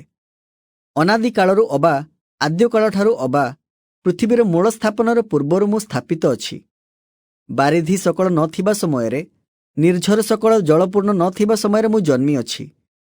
ପୁଣି ପର୍ବତଗଣ ଓ ଉପପର୍ବତଗଣ ସ୍ଥାପିତ ହେବା ପୂର୍ବରେ ମୁଁ ଜନ୍ମ ପାଇଅଛି। ସେହି ସମୟରେ ଭୂମି କିମ୍ବା ପ୍ରାନ୍ତର କିମ୍ବା ଜଗତସ୍ଥ ଧୂଳିର ଅଗ୍ରିମାଂଶ ସଦାପ୍ରଭୁ ସୃଷ୍ଟି କରିନଥିଲେ। ଯେଉଁ ସମୟରେ ସେ ଆକାଶମଣ୍ଡଳ ସ୍ଥାପନ କଲେ, ସେହି ସମୟରେ ମୁଁ ସେଠାରେ ଥିଲି। ଯେଉଁ ସମୟରେ ସେ ବାରିଧି ଉପରେ ଚକ୍ରାକାର ସୀମା ନିରୂପଣ କଲେ, ପୁଣି ଉପରିସ୍ଥ ଆକାଶମଣ୍ଡଳକୁ ଦୃଢ଼ କଲେ ଓ ବାରିଧିର ପ୍ରବାହ ସକଳ ପ୍ରବଳ ହେଲା, ଜଳସମୂହ ଯେପରି ତାହାର ଆଜ୍ଞା ଲଙ୍ଘନ କରିନପାରେ, ଏଥିପାଇଁ ଯେଉଁ ସମୟରେ ସେ ସମୁଦ୍ରର ସୀମା ନିରୂପଣ କଲେ ଓ ଯେଉଁ ସମୟରେ ଜଗତର ମୂଳଦୁଆ ଚିହ୍ନିତ କଲେ, ସେହି ସମୟରେ ମୁଁ ତାହାଙ୍କ ନିକଟରେ ରାଜମିସ୍ତ୍ରୀ ଥିଲି। ପୁଣି ମୁଁ ପ୍ରତିଦିନ ଆନନ୍ଦଦାୟୀ ହୋଇ ତାହାଙ୍କ ସମ୍ମୁଖରେ ସର୍ବଦା ଆନନ୍ଦ କଲି। ପୁଣି ତାହାଙ୍କ ଭୂମଣ୍ଡଳରେ ଆନନ୍ଦ କଲି ଓ ମନୁଷ୍ୟ ସନ୍ତାନଗଣ ସଙ୍ଗରେ ମୋହର ଆମୋଦ ଥିଲା। ଏ ନିମନ୍ତେ, ହେ ମୋହର ପୁତ୍ରମାନେ, ମୋହର ବାକ୍ୟ ଶୁଣ। ଯେହେତୁ ଯେଉଁମାନେ ମୋହର ପଥ ଧରନ୍ତି, ସେମାନେ ଧନ୍ୟ। ଉପଦେଶ ଶୁଣି ଜ୍ଞାନବାନ ହୁଅ, ପୁଣି ତାହା ଅଗ୍ରାହ୍ୟ କର ନାହିଁ। ଯେ ମୋ କଥା ଶୁଣେ ଓ ମୋ ଦ୍ୱାର ନିକଟରେ ନିତ୍ୟ ଜଗି ରହେ, ମୋ ଦ୍ୱାରର ଚୌକାଠ ନିକଟରେ ଅନୁସରଣ କରେ, ସେହି ଲୋକ ଧନ୍ୟ। ଯେହେତୁ ଯେ ମୋତେ ପାଏ, ସେ ଜୀବନ ପାଏ ଏବଂ ସଦାପ୍ରଭୁଙ୍କର ଅନୁଗ୍ରହ ପ୍ରାପ୍ତ ହେବ। ମାତ୍ର ଯେ ମୋ ବିରୁଦ୍ଧରେ ପାପ କରେ, ସେ ଆପଣା ପ୍ରାଣର କ୍ଷତି କରେ। ଯେଉଁ ସମସ୍ତ ଲୋକ ମୋତେ ଘୃଣା କରନ୍ତି, ସେମାନେ ମୃତ୍ୟୁକୁ ଭଲ ପାଆନ୍ତି। ହିତୋପଦେଶ ଅଧ୍ୟାୟ 9। ଜ୍ଞାନ ଓ ନିର୍ବୋଧତା। ଜ୍ଞାନ ଆପଣା ଗୃହ ନିର୍ମାଣ କରିଅଛି। ସେ ତାହାର ସପ୍ତସ୍ତମ୍ଭ ଖୋଳିଅଛି। ସେ ଆପଣା ପଶୁ ସବୁ ବଧ କରିଅଛି। ସେ ଆପଣା ଦ୍ରାକ୍ଷରସ ମିଶ୍ରିତ କରିଅଛି। ସେ ଆପଣା ମେଜ ମଧ୍ୟ ସଜାଇଅଛି। ସେ ଆପଣା ଦାସୀମାନଙ୍କୁ ପଠାଇଅଛି। ସେ ନଗରର ସର୍ବୋଚ୍ଚ ସ୍ଥାନରୁ ଡାକି କହେ, ଯେଉଁ ଜଣ ଅବୋଧ, ସେ ଏଠାକୁ ଆସୁ। ପୁଣି ଯେଉଁ ଜଣ ନିର୍ବୋଧ, ତାହାକୁ ସେ କହେ, ଆସ, ମୋହର ଭକ୍ଷ୍ୟ ଭୋଜନ କର ଓ ମୋହର ମିଶ୍ରିତ ଦ୍ରାକ୍ଷରସ ପାନ କର। ହେ ଅବୋଧ ଲୋକମାନେ, ଅବୋଧମାନଙ୍କର ସଙ୍ଗ ପରିତ୍ୟାଗ କରି ଜୀବନ ରକ୍ଷା କର। ପୁଣି ସୁବିବେଚନାର ପଥରେ ଚାଲ। ଯେ ନିନ୍ଦକକୁ ଶିକ୍ଷା ଦିଏ ସେ ଆପେ ଲଜ୍ଜା ପାଏ, ପୁଣି ଯେ ଦୁଷ୍ଟକୁ ଅନୁଯୋଗ କରେ ସେ ନିଜେ କଳଙ୍କ ପାଏ। ନିନ୍ଦକକୁ ଅନୁଯୋଗ କର ନାହିଁ, କଲେ ସେ ତୁମ୍ଭକୁ ଘୃଣା କରିବ। ଜ୍ଞାନୀକୁ ଅନୁଯୋଗ କର, ତହିଁରେ ସେ ତୁମ୍ଭକୁ ପ୍ରେମ କରିବ। ଜ୍ଞାନୀକୁ ଉପଦେଶ ଦେଲେ ସେ ଆହୁରି ଜ୍ଞାନବାନ ହେବ, ପୁଣି ଧାର୍ମିକକୁ ଶିକ୍ଷା ଦେଲେ ତାହାର ପାଣ୍ଡିତ୍ୟ ବୃଦ୍ଧି ପାଇବ। ସଦାପ୍ରଭୁଙ୍କ ବିଷୟକ ଭୟ ଜ୍ଞାନର ଆରମ୍ଭ, ପୁଣି ଧର୍ମସ୍ୱରୂପଙ୍କ ବିଷୟକ ଜ୍ଞାନ ହିଁ ସୁବିବେଚନା ଅଟେ। ଯେହେତୁ ମୋ ଦ୍ୱାରା ତୁମ୍ଭର ଦିନ ବୃଦ୍ଧି ପାଇବ, ପୁଣି ତୁମ୍ଭ ଆୟୁର ବର୍ଷ ବଢ଼ିବ। ତୁମ୍ଭେ ଜ୍ଞାନୀ ହେଲେ ଆପଣା ନିମନ୍ତେ ଜ୍ଞାନୀ ହେବ, ଯଦି ନିନ୍ଦା କର ଆପେ ତାହା ବୋହିବ। ଅଜ୍ଞାନା ସ୍ତ୍ରୀ ଲୋକ କଳି ହୁଡ଼ି, ସେ ଅବୋଧ ଓ କିଛି ଜାଣେ ନାହିଁ। ସେ ଆପଣ ଗୃହର ଦ୍ୱାର ନିକଟରେ ଓ ନଗରର ଉଚ୍ଚସ୍ଥାନରେ ଆସନ ପାରି ବସେ। ସେ ନିକଟ ଦେଇ ନିଜ ନିଜ ପଥରେ ସଳଖେ ଯିବାର ପଥିକମାନଙ୍କୁ ଡାକି କହେ, ଯେ ଅବୋଧ ସେ ଏଠାକୁ ଆସୁ। ବୁଦ୍ଧିହୀନ ଲୋକକୁ ସେ ଏହି କଥା କହେ। ଚୌର୍ଯ୍ୟ ଜଳ ମିଷ୍ଟ ଓ ଗୋପନ ଅନ୍ନ ସୁସ୍ୱାଦୁ, ମାତ୍ର ସେହି ଲୋକ ଜାଣେ ନାହିଁ ଯେ ମୃତ ଲୋକମାନେ ସେଠାରେ ଥାଆନ୍ତି, ପୁଣି ତାହାର ନିମନ୍ତ୍ରିତଗଣ ପାତାଳର ଗଭୀର ସ୍ଥାନରେ ଅଛନ୍ତି। ହିତୋପଦେଶ ଅଧ୍ୟାୟ 10। ସଲୋମନଙ୍କ ହିତୋପଦେଶ। ସଲୋମନଙ୍କର ହିତୋପଦେଶ ଜ୍ଞାନବାନ ପୁତ୍ର ପିତାର ଆନନ୍ଦ ଜନ୍ମାଏ, କିନ୍ତୁ ହୀନବୁଦ୍ଧି ପୁତ୍ର ତାହା ମାତାର ଶୋକର କାରଣ। ଦୁଷ୍ଟତା ଜାତ ଧନ କିଛି ଫଳ ଦିଏ ନାହିଁ, ମାତ୍ର ଧାର୍ମିକତା ମୃତ୍ୟୁରୁ ଉଦ୍ଧାର କରେ। ସଦାପ୍ରଭୁ ଧାର୍ମିକର ପ୍ରାଣକୁ କ୍ଷୁଧାରେ କ୍ଷୀଣ ହେବାକୁ ଦେବେ ନାହିଁ, ମାତ୍ର ସେ ଦୁଷ୍ଟର କାମନା ସଫଳ କରନ୍ତି ନାହିଁ। ଯେଉଁ ଲୋକ ଶିଥିଳ ହସ୍ତରେ କର୍ମ କରେ ସେ ଦରିଦ୍ର ହୁଅଇ, ମାତ୍ର କର୍ମଶୀଳର ହସ୍ତ ଧନବାନ କରେ। ଗ୍ରୀଷ୍ମକାଳର ଯେ ସଞ୍ଚୟ କରେ ସେ ବୁଦ୍ଧିମାନ ପୁତ୍ର, ମାତ୍ର ଫସଲ ସମୟରେ ଯେ ନିଦ୍ରିତ ଥାଏ ସେହି ପୁତ୍ର ଲଜ୍ଜାଜନକ। ଧାର୍ମିକର ମସ୍ତକରେ ଆଶୀର୍ବାଦ ବର୍ତ୍ତେ, ମାତ୍ର ଦୁଷ୍ଟର ମୁଖ ଦୌରାତ୍ମ୍ୟ ଢାଙ୍କେ। ଧାର୍ମିକର ସ୍ମରଣ ଧନ୍ୟ, ମାତ୍ର ଦୁଷ୍ଟର ନାମ ପଚିଯିବ। ଯେ ଅନ୍ତଃକରଣର ଜ୍ଞାନୀ ସେ ଆଜ୍ଞା ଗ୍ରହଣ କରିବ, ମାତ୍ର ମୂର୍ଖ ପତିତ ହେବ। ସରଳାଚାରୀ ନିର୍ଭୟରେ ଚାଲେ, ମାତ୍ର ବକ୍ରଗାମୀ ଜଣାପଡ଼ିବ। ଯେ ଆଖିରେ ଠାର ମାରେ ସେ ଦୁଃଖ ଜନ୍ମାଏ, ପୁଣି ଅଜ୍ଞାନ ବକୁଆ ପତିତ ହେବ। ଧାର୍ମିକର ମୁଖ ଜୀବନର ନିର୍ଝର, ମାତ୍ର ଦୁଷ୍ଟର ମୁଖ ଦୌରାତ୍ମ୍ୟ ଢାଙ୍କେ। ହିଂସା କଳି ଜନ୍ମାଏ, ମାତ୍ର ପ୍ରେମ ସବୁ ଅଧର୍ମ ଢାଙ୍କେ। ସୁବିବେକୀର ଓଷ୍ଠରେ ଜ୍ଞାନ ଥାଏ, ମାତ୍ର ନିର୍ବୋଧର ପିଠି ପାଇଁ ବାଡ଼ି। ଜ୍ଞାନୀମାନେ ବିଦ୍ୟା ସଞ୍ଚୟ କରନ୍ତି, ମାତ୍ର ଅଜ୍ଞାନର ମୁଖ ଉପସ୍ଥିତ ବିନାଶ ସ୍ୱରୂପ। ଧନୀର ଧନ ତାହାର ଦୃଢ଼ ନଗର, ଦରିଦ୍ରମାନଙ୍କ ଦରିଦ୍ରତା ସେମାନଙ୍କର ବିନାଶ। ଧାର୍ମିକର ପରିଶ୍ରମ ଜୀବନଜନକ, ପୁଣି ଅଧାର୍ମିକର ଆୟ ପାପଜନକ। ଉପଦେଶ ଯେ ମାନେ ସେ ଜୀବନ ପଥରେ ଚାଲେ, ମାତ୍ର ଯେ ଅନୁଯୋଗ ତ୍ୟାଗ କରେ ସେ ଭ୍ରାନ୍ତ ହୁଏ। ଯେ ହିଂସା ଆଚ୍ଛାଦନ କରେ ତାହାର ଓଷ୍ଠାଧର ମିଥ୍ୟାବାଦୀ, ପୁଣି ଯେ ଅପବାଦ ରଚନା କରେ ସେ ଅଜ୍ଞାନ। ବହୁ ବାକ୍ୟର ଅଧର୍ମର ଅଭାବ ନଥାଏ, ମାତ୍ର ଯେ ଆପଣା ଓଷ୍ଠାଧରକୁ ଦମନ କରେ ସେ ବୁଦ୍ଧିମାନ। ଧାର୍ମିକର ଜିହ୍ୱା ମନୋନୀତ ରୂପାତୁଲ୍ୟ, ମାତ୍ର ଦୁଷ୍ଟର ହୃଦୟ ଅଳ୍ପ ମୂଲ୍ୟ। ଧାର୍ମିକର ଓଷ୍ଠାଧର ଅନେକଙ୍କୁ ପ୍ରତିପାଳନ କରେ, ମାତ୍ର ଅଜ୍ଞାନମାନେ ନିର୍ବୋଧତା ସକାଶୁ ମରନ୍ତି। ସଦାପ୍ରଭୁଙ୍କ ଆଶୀର୍ବାଦ ଧନବାନ କରେ, ପୁଣି ସେ ତାହା ସଙ୍ଗରେ ଦୁଃଖ ଯୋଗ କରନ୍ତି ନାହିଁ। କୁକ୍ରିୟା କରିବାର ଅଜ୍ଞାନର କୌତୁକ, ସେହିପରି ଜ୍ଞାନ ବୁଦ୍ଧିମାନ ଲୋକର। ଦୁଷ୍ଟ ଲୋକ ଯାହା ଭୟ କରେ ତାହା ହିଁ ତାହା ପ୍ରତି, ମାତ୍ର ଧାର୍ମିକର ମନୋବାଞ୍ଛା ତାହାକୁ ଦିଆଯିବ। ଘୂର୍ଣ୍ଣିବାୟୁ ବହିଲେ ଦୁଷ୍ଟ ଆଉ ନଥାଏ, ମାତ୍ର ଧାର୍ମିକ ଅନନ୍ତକାଳ ସ୍ଥାୟୀ ମୂଳଦୁଆ ସ୍ୱରୂପ। ଯେପରି ଦନ୍ତକୁ କଟୁରସ ଓ ଚକ୍ଷୁକୁ ଧୂଆଁ, ସେପରି ଆପଣା ପ୍ରେରକମାନଙ୍କ ପ୍ରତି ଅଳସୁଆ। ସଦାପ୍ରଭୁଙ୍କ ବିଷୟକ ଭୟ ଦିନ ବଢ଼ାଏ, ମାତ୍ର ଦୁଷ୍ଟର ବର୍ଷ ଊଣା କରାଯିବ। ଧାର୍ମିକର ଆଶା ଆନନ୍ଦଜନକ ହେବ, ମାତ୍ର ଦୁଷ୍ଟର ଭରସା କ୍ଷୟ ପାଇବ। ସଦାପ୍ରଭୁଙ୍କ ପଥ ସରଳାଚାରୀମାନଙ୍କ ପ୍ରତି ଦୃଢ଼ଗଡ଼, ମାତ୍ର କୁକର୍ମକାରୀମାନଙ୍କ ପ୍ରତି ତାହା ବିନାଶଜନକ। धार्मिक केबे हें घुंचा जीव नाही, मात्र दुष्ट देशवासी हेब नाही। धार्मिकर मुख ज्ञान जन्माए, मात्र कुटिलवादी जिह्वा उच्छिन्न हेब। धार्मिकर ओष्ठाधर तुष्टिकर कथा जाने, मात्र दुष्टर मुख कुटिल कथा कहे। हितोपदेश अध्याय 11। अयथार्थ नीति सदाप्रभुंकर घृणा विषय, मात्र यथार्थ बटखरा ताहांकर तुष्टिकर।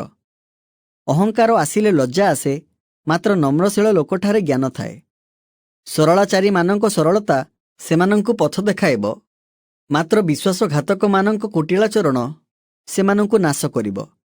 परमेश्वरंक क्रोधर दिनरे धन निष्फल, मात्र धार्मिकता मृत्युर रक्षा करे। साधुर धार्मिकता ताहार पथ निर्देश करिब, मात्र दुष्ट आपण दुष्टतारे निपातित हेब। सरल लोकंकर धार्मिकता सेमानंकु उद्धार करे, मात्र विश्वासघातक माने आपण आपण कुअभिलाषरे धरा पड़िबे। दुष्ट मले ताहार भरोसा नष्ट हुए ओ अधार्मिक मानंकर आशा विनष्ट हुए। धार्मिक दुखर उद्धार पाए, पुणी दुष्ट ताहा बदले तहीं को आसे। भक्तिहीन लोक आपण मुखरे प्रतिवासी को नाश करे, मात्र धार्मिक ज्ञानरे उद्धार प्राप्त हुए। धार्मिकर मंगल हेले नगर आनंद करे, पुणी दुष्टर विनाश हेले जय ध्वनि हुए। सरल लोकर आशीर्वादरे नगर उन्नत हुए, मात्र दुष्ट लोकर मुखरे ताहार निपात हुए। जे आपण प्रतिवासी को तुच्छ करे से निर्बोध, मात्र बुद्धिमान तुनी होई रहे। जे खचुआ होई बुले से गुप्त कथा प्रकाश करे, मात्र जहार विश्वस्त मन से कथा गुप्तरे रखे। सुपरामर्श अभावरे जातिर पतन हुए, पुणी बहुसंख्यक परामर्शदातांक उपरे जातिर निरापत्ता निर्भर करे। अजणा लोक पाई जे मध्यस्थ हुए से अवश्य क्लेश पाए, मात्र मध्यस्थ हेबाकु जे घृणा करे से निरापदरे थाए। अनुग्रह जनिका स्त्री गौरव धरि रखे, पुणी उपद्रवी लोके संपत्ति धरि रखंती। दयालु लोक आपण प्राणर हित करे, मात्र जे निर्दय से आपण देह को दुख दिए। दुष्ट लोक मिथ्या उपार्जन करे, मात्र जे धर्म बीज बुणे ताहार निश्चित पुरस्कार अछि। जेउ लोक धार्मिकतार अटल थाए से जीवन पाइब, पुणी कुकर्मर पछे जे धाए से आपण मृत्यु घटाए। कुटिल मना लोके सदाप्रभुंकर घृणापात्र, मात्र सरलाचारी माने ताहांकर तुष्टिकर। मंद लोक हाथ धराधरी हेले हें अदंडित नहिबे, मात्र धार्मिकर वंश रक्षा प्राप्त हेबे। घुसुरीर थमणी रे जेपरि सुवर्ण नथ, सेपरि सुविचार त्यागिनी रूपवती स्त्री। धार्मिक मानक बांछार फल केवल मंगल, मात्र दुष्ट मानक भरोसार फल क्रोध। केही केही वितरण करी आहुरी बढ़ंती, पुणी केही केही उचित व्यय अस्वीकार कले हें तहिंरु केवल अभाव जन्मे। दानशील प्राणी परितृप्त हेब, आहुरी जलसेचनकारी आपे मध्य जलरे सेचित हेब।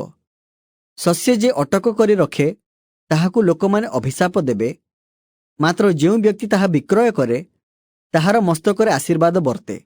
जेउ व्यक्ति जत्नरे हित चेष्टा करे से अनुग्रह पाए, पुणी जे परर मंद करिबाकु खोजे ताहा प्रति ताहा ही घटिब। आपण धनरे जे निर्भर रखे से पतित हेब, मात्र धार्मिक लोक सतेज पत्र परि प्रफुल्ल हेब। आपण परिवार को जे दुख दिए से वायु रूप अधिकार पाए, पुणी अज्ञान विज्ञ व्यक्तिर दास हेब। धार्मिकर फल जीवनदायक वृक्ष अटे, पुणी जे ज्ञानवान से अन्य मानकर आत्मा लाभ करे। देख, पृथ्वी धार्मिक गण ही प्रतिफल पाती, तेबे दुष्ट और पापी गण कौन ततोधिक पाइबे नहीं? हितोपदेश अध्याय 12। जेउ लोक अनुशासन भल पाए से ज्ञान भल पाए, मात्र जे अनुजोग घृणा करे से पशुतुल्य। सत् लोक सदाप्रभुंक ठारू अनुग्रह पाइब, मात्र कुकल्पनाकारी को से दोषी करिवे। दुष्टता द्वारा कौनसी मनुष्य सुस्थिर हेब नाही, किंतु धार्मिकर मूल केबे घुंचा जीव नाही। गुणवती स्त्री आपण स्वामीर मुकुट स्वरूप, मात्र लज्जादायिनी स्त्री ताहार हाड़ सबुर क्षय स्वरूप। धार्मिक मानकर संकल्प यथार्थ, मात्र दुष्ट मानकर परामर्श प्रवंचना युक्त। ଦୁଷ୍ଟମାନେ ରକ୍ତପାତ କରିବା ପାଇଁ ଛକି ବସିବାର କଥା କହନ୍ତି, ମାତ୍ର ସରଳ ଲୋକମାନଙ୍କର ମୁଖ ସେମାନଙ୍କୁ ରକ୍ଷା କରେ। ଦୁଷ୍ଟମାନେ ଉତ୍ପାଟିତ ହୋଇ ଆଉ ନଥାନ୍ତି, ମାତ୍ର ଧାର୍ମିକମାନଙ୍କର ଗୃହ ସ୍ଥାୟୀ ହେବ। ମନୁଷ୍ୟ ଆପଣା ସୁବୁଦ୍ଧି ଅନୁସାରେ ପ୍ରଶଂସା ପାଇବ, ମାତ୍ର ଯାହାର କୁଟିଳ ଅନ୍ତଃକରଣ ସେ ତୁଚ୍ଛୀକୃତ ହେବ। ଯେଉଁ ଲୋକ ତୁଚ୍ଛୀକୃତ ଆଉ ଯାହାର ଦାସ ଅଛି, ସେ ଖାଦ୍ୟହୀନ ଆତ୍ମପ୍ରଶଂସୀଠାରୁ ଶ୍ରେଷ୍ଠ। ଧାର୍ମିକ ମନୁଷ୍ୟ ଆପଣା ପଶୁର ପ୍ରାଣକୁ ଆଦର କରେ, ମାତ୍ର ଦୁଷ୍ଟମାନଙ୍କର କରୁଣା ନିଷ୍ଠୁର। ଯିଏ ଆପଣା ଭୂମି ଚାଷ କରେ ସେ ଯଥେଷ୍ଟ ଆହାର ପାଇବ, ମାତ୍ର ଯେ ଅସାର ବିଷୟରେ ପ୍ରବୃତ୍ତ ହୁଏ ସେ ବୁଦ୍ଧିହୀନ। ଦୁଷ୍ଟ ଲୋକ କୁକର୍ମକାରୀମାନଙ୍କ ଜାଲକୁ ଲୋଭ କରେ, ମାତ୍ର ଧାର୍ମିକର ମୂଳ ଫଳଦାୟକ। ଦୁଷ୍ଟ ଆପଣା ଓଷ୍ଠର ଅଧର୍ମ ସକାଶୁ ଫାନ୍ଦରେ ପଡ଼ିଥାଏ, ମାତ୍ର ଧାର୍ମିକ ଦୁଃଖରୁ ଉଦ୍ଧାର ପାଇବ। ମନୁଷ୍ୟ ଆପଣା ମୁଖର ଫଳ ଦ୍ୱାରା ମଙ୍ଗଳରେ ପରିତୃପ୍ତ ହେବ, ପୁଣି ମନୁଷ୍ୟର ହସ୍ତକୃତ କର୍ମଫଳ ତାହାକୁ ଦିଆଯିବ। ଅଜ୍ଞାନର ପଥ ତାହାର ନିଜ ଦୃଷ୍ଟିରେ ଯଥାର୍ଥ, ମାତ୍ର ଯେ ଜ୍ଞାନବାନ ସେ ପରାମର୍ଶ ଶୁଣେ। ଅଜ୍ଞାନର ବିରକ୍ତି ହଠାତ୍ ପ୍ରକାଶ ପାଏ, ମାତ୍ର ଚତୁର ଲୋକ ଲଜ୍ଜା ଢାଙ୍କେ। ସତ୍ୟ ସାକ୍ଷୀ ନ୍ୟାୟ ପ୍ରକାଶ କରେ, ମାତ୍ର ମିଥ୍ୟା ସାକ୍ଷୀ ପ୍ରବଞ୍ଚନା ପ୍ରକାଶ କରେ। କାହାର କାହାର ବାଚାଳତା ଖଡ଼୍ଗାଘାତ ପରି, ମାତ୍ର ଜ୍ଞାନୀର ଜିହ୍ୱ ସ୍ୱାସ୍ଥ୍ୟଜନକ। ସତ୍ୟବାଦୀ ଓଷ୍ଠ ନିତ୍ୟ ସ୍ଥାୟୀ ହେବ, ମାତ୍ର ମିଥ୍ୟାବାଦୀ ଜିହ୍ୱା ପଲକ ମାତ୍ର। ଅନିଷ୍ଟ ଚିନ୍ତାକାରୀର ହୃଦୟରେ ପ୍ରବଞ୍ଚନା ଥାଏ, ମାତ୍ର ଶାନ୍ତି ପରାମର୍ଶଦାତାଙ୍କର ଆନନ୍ଦ ହୁଏ। ଧାର୍ମିକ ପ୍ରତି କୌଣସି ବିପଦ ଘଟିବ ନାହିଁ, ମାତ୍ର ଦୁଷ୍ଟ ଲୋକ ଅନିଷ୍ଟରେ ପରିପୂର୍ଣ୍ଣ ହେବ। ମିଥ୍ୟାବାଦୀ ଓଷ୍ଠ ସଦାପ୍ରଭୁଙ୍କ ଘୃଣା ବିଷୟ, ମାତ୍ର ଯେଉଁମାନେ ସତ୍ୟ ବ୍ୟବହାର କରନ୍ତି ସେମାନେ ତାହାଙ୍କର ତୁଷ୍ଟିକର। ଚତୁର ଲୋକ ଜ୍ଞାନ ଆଚ୍ଛାଦନ କରେ, ମାତ୍ର ମୂର୍ଖମାନଙ୍କର ମନ ଅଜ୍ଞାନତା ପ୍ରକାଶ କରେ। କର୍ମଶୀଳର ହସ୍ତ କର୍ତ୍ତୃତ୍ୱ କରିବ, ମାତ୍ର ଅଳସୁଆ ଲୋକ ବେଠି କରିବ। ମନୁଷ୍ୟର ଚିନ୍ତା ମନକୁ ନତ କରେ, ମାତ୍ର ମଙ୍ଗଳର ବାକ୍ୟ ତାହାର ହରସ ଜନ୍ମାଏ। ଧାର୍ମିକ ଲୋକ ଆପଣା ପ୍ରତିବାସୀର ପଥଦର୍ଶକ, ମାତ୍ର ଦୁଷ୍ଟମାନଙ୍କ ପଥ ସେମାନଙ୍କୁ ଭୁଲାଏ। ଅଳସୁଆ ମୃଗୟାରେ ଧରିଲା ପଶୁକୁ ପାକ କରେ ନାହିଁ, ମାତ୍ର ମନୁଷ୍ୟମାନଙ୍କର ବହୁମୂଲ୍ୟ ସମ୍ପତ୍ତି ପରିଶ୍ରମୀର ପକ୍ଷରେ। ଧାର୍ମିକତା ରୂପ ପଥରେ ଜୀବନ ଥାଏ, ପୁଣି ତହିଁର ଗମନ ମାର୍ଗରେ ମୃତ୍ୟୁ ନଥାଏ। ହିତୋପଦେଶ ଅଧ୍ୟାୟ 13। ଜ୍ଞାନବାନ। ଜ୍ଞାନବାନ ପୁତ୍ର ଆପଣା ପିତାର ଉପଦେଶ ଶୁଣେ, ମାତ୍ର ନିନ୍ଦକ ଅନୁଯୋଗ ଶୁଣେ ନାହିଁ। ମନୁଷ୍ୟ ଆପଣା ମୁଖର ଫଳ ଦ୍ୱାରା ମଙ୍ଗଳ ଭୋଗ କରେ, ମାତ୍ର ବିଶ୍ୱାସଘାତକର ପ୍ରାଣ ଦୌରାତ୍ମ୍ୟ ଭୋଗ କରେ। ଯେଉଁ ଲୋକ ଆପଣା ମୁଖରେ ପ୍ରହରୀ ରଖେ ସେ ଆପଣା ପ୍ରାଣ ରକ୍ଷା କରେ, ମାତ୍ର ଯେ କେହି ଚିନ୍ତା ନ କରି କଥା କହେ ତାହାର ବିନାଶ ହେବ। ଅଳସୁଆ ମନରେ ବାଞ୍ଛା କଲେ ହେଁ କିଛି ପାଏ ନାହିଁ, ମାତ୍ର କର୍ମଶୀଳ ପ୍ରାଣ ହୃଷ୍ଟପୁଷ୍ଟ ହେବ। ଧାର୍ମିକ ଲୋକ ମିଥ୍ୟାକୁ ଘୃଣା କରେ, ମାତ୍ର ଦୁଷ୍ଟ ଲୋକ ଦୁର୍ଗନ୍ଧ ସ୍ୱରୂପ, ଆଉ ସେ ଲଜ୍ଜା ଭୋଗ କରେ। ଧାର୍ମିକତା ସରଳ ପଥଗାମୀକୁ ରକ୍ଷା କରେ, ମାତ୍ର ଦୁଷ୍ଟତା ପାପୀକୁ ଓଲଟାଇ ପକାଏ। କେହି ଆପଣାକୁ ଧନୀ ଦେଖାଏ, କିନ୍ତୁ ତାହାର କିଛି ହିଁ ନାହିଁ। କେହି ବା ଆପଣାକୁ ଦରିଦ୍ର ଦେଖାଏ, କିନ୍ତୁ ତାହାର ମହାଧନ ଅଛି। ମନୁଷ୍ୟର ଧନ ତାହାର ପ୍ରାଣର ପ୍ରାୟଶ୍ଚିତ ସ୍ୱରୂପ, ମାତ୍ର ଦରିଦ୍ର ଲୋକ ଧମକ ଶୁଣେ ନାହିଁ। ଧାର୍ମିକର ଦୀପ୍ତି ଆନନ୍ଦ କରେ, ମାତ୍ର ଦୁଷ୍ଟମାନଙ୍କର ପ୍ରଦୀପ ନିଭାଯିବ। ଅହଙ୍କାରରୁ କେବଳ କଳି ଉତ୍ପନ୍ନ ହୁଏ, ମାତ୍ର ସୁପରାମର୍ଶ ଗ୍ରାହକଠାରେ ଜ୍ଞାନ ଅଛି। ମିଥ୍ୟାରେ ପ୍ରାପ୍ତ ଧନ କ୍ଷୟ ପାଇବ, ମାତ୍ର ହସ୍ତରେ ଅର୍ଜିତ ଧନ ବଢ଼ିଯିବ। ଆଶା ସିଦ୍ଧିର ବିଳମ୍ବ ମନର ପୀଡ଼ାଜନକ, ମାତ୍ର ବାଞ୍ଛାର ସିଦ୍ଧି ଜୀବନ ବୃକ୍ଷ ସ୍ୱରୂପ। ଯେଉଁ ଲୋକ ଉପଦେଶ ତୁଚ୍ଛ କରେ ସେ ଆପଣା ଉପରକୁ ବିନାଶ ଆଣେ, ମାତ୍ର ଯେ ଆଜ୍ଞାକୁ ଭୟ କରେ ସେ ପୁରସ୍କାର ପ୍ରାପ୍ତ ହେବ। ମୃତ୍ୟୁର ଫାନ୍ଦରୁ ଫେରାଇବା ପାଇଁ ଜ୍ଞାନବାନର ବ୍ୟବସ୍ଥା ଜୀବନଝର ସ୍ୱରୂପ ଅଟେ। ସୁବୁଦ୍ଧିର ଫଳ ଅନୁଗ୍ରହ, ମାତ୍ର ବିଶ୍ୱାସଘାତକର ପଥ କଠିନ ଅଟେ। ପ୍ରତ୍ୟେକ ଚତୁର ଲୋକ ବୁଦ୍ଧିରେ କର୍ମ କରେ, ମାତ୍ର ମୂର୍ଖ ଅଜ୍ଞାନତା ବିସ୍ତାର କରେ। ଦୁଷ୍ଟ ବାର୍ତ୍ତାବାହକ ଆପଦରେ ପଡ଼େ, ମାତ୍ର ବିଶ୍ୱସ୍ତ ଦୂତ ସ୍ୱାସ୍ଥ୍ୟଜନକ। ଯେଉଁ ଜନ ଶାସନ ଅଗ୍ରାହ୍ୟ କରେ ସେ ଦରିଦ୍ରତା ଓ ଲଜ୍ଜା ପାଏ, ମାତ୍ର ଯେ ଅନୁଯୋଗ ଘେନେ ସେ ମର୍ଯ୍ୟାଦା ପାଇବ। ବାଞ୍ଛା ସିଦ୍ଧି ପ୍ରାଣକୁ ମିଷ୍ଟ ଲାଗେ, ପୁଣି ମନ୍ଦ ତ୍ୟାଗ କରିବାର ମୂର୍ଖ ଲୋକର ଘୃଣା ବିଷୟ। ଜ୍ଞାନୀ ସଙ୍ଗରେ ଗମନାଗମନ କର, ତହିଁରେ ତୁମ୍ଭେ ଜ୍ଞାନୀ ହେବ। ମାତ୍ର ମୂର୍ଖମାନଙ୍କର ସଙ୍ଗୀ କ୍ଲେଶ ପାଇବ। ପାପୀମାନଙ୍କ ପଛେ ମନ୍ଦ ଗୋଡ଼ାଏ, ମାତ୍ର ଧାର୍ମିକମାନଙ୍କୁ ମଙ୍ଗଳ ରୂପ ପୁରସ୍କାର ଦତ୍ତ ହେବ। ଉତ୍ତମ ଲୋକ ଆପଣା ପୌତ୍ରମାନଙ୍କ ପାଇଁ ଅଧିକାର ଛାଡ଼ିଯାଏ, ମାତ୍ର ପାପୀର ଧନ ଧାର୍ମିକମାନଙ୍କ ପାଇଁ ସଞ୍ଚିତ ହୁଏ। ଦରିଦ୍ରର ଚାଷ ଦ୍ୱାରା ଖାଦ୍ୟର ବାହୁଲ୍ୟ ହୁଏ, ମାତ୍ର ଅନ୍ୟାୟ ସକାଶୁ କାହାର କାହାର ବିନାଶ ହୁଏ। ଯେ ବାଡ଼ି ବ୍ୟବହାର କରିବାକୁ ତ୍ରୁଟି କରେ, ସେ ଆପଣା ପୁତ୍ରକୁ ଘୃଣା କରେ। ପୁଣି ଯେ ତାହାକୁ ପ୍ରେମ କରେ, ସେ ଯଥାକାଳରେ ଶାସ୍ତି ଦିଏ। ଧାର୍ମିକ ଆପଣା ପ୍ରାଣର ତୃପ୍ତି ପର୍ଯ୍ୟନ୍ତ ଖାଏ, ମାତ୍ର ପାପୀର ଉଦର ଅତୃପ୍ତ ଥାଏ। ହିତୋପଦେଶ ଅଧ୍ୟାୟ 14। ଜ୍ଞାନବତୀ ସ୍ତ୍ରୀ ଆପଣ ଗୃହ ଗୁନ୍ଥେ, ମାତ୍ର ଅଜ୍ଞାନ ସ୍ୱହସ୍ତରେ ତାହା ଭାଙ୍ଗି ପକାଏ। ଯେ ଆପଣା ସରଳତାରେ ଆଚରଣ କରେ, ସେ ସଦାପ୍ରଭୁଙ୍କୁ ଭୟ କରେ, ମାତ୍ର ବିପଥଗାମୀ ତାହାଙ୍କୁ ତୁଚ୍ଛ କରେ। ଅଜ୍ଞାନର ମୁଖରେ ଅହଙ୍କାରର ଠେଙ୍ଗା ଥାଏ, ମାତ୍ର ଜ୍ଞାନବାନ ଲୋକଙ୍କ ଓଷ୍ଠାଧର ସେମାନଙ୍କୁ ରକ୍ଷା କରେ। ଗୋରୁ ନଥିଲେ କୁଣ୍ଡ ନିର୍ମଳ ଥାଏ, ପୁଣି ଗୋରୁର ବଳରେ ବହୁ ସମ୍ପତ୍ତି ଉତ୍ପନ୍ନ ହୁଏ। ବିଶ୍ୱସ୍ତ ସାକ୍ଷୀ ମିଥ୍ୟା କହେ ନାହିଁ, କିନ୍ତୁ ଅସତ୍ୟ ସାକ୍ଷୀ ମିଥ୍ୟା ଉଚ୍ଚାରଣ କରେ। ନିନ୍ଦକ ଜ୍ଞାନ ଖୋଜିଲେ ପାଏ ନାହିଁ, ମାତ୍ର ବୁଦ୍ଧିମାନ ପାଇଁ ବିଦ୍ୟା ସହଜ।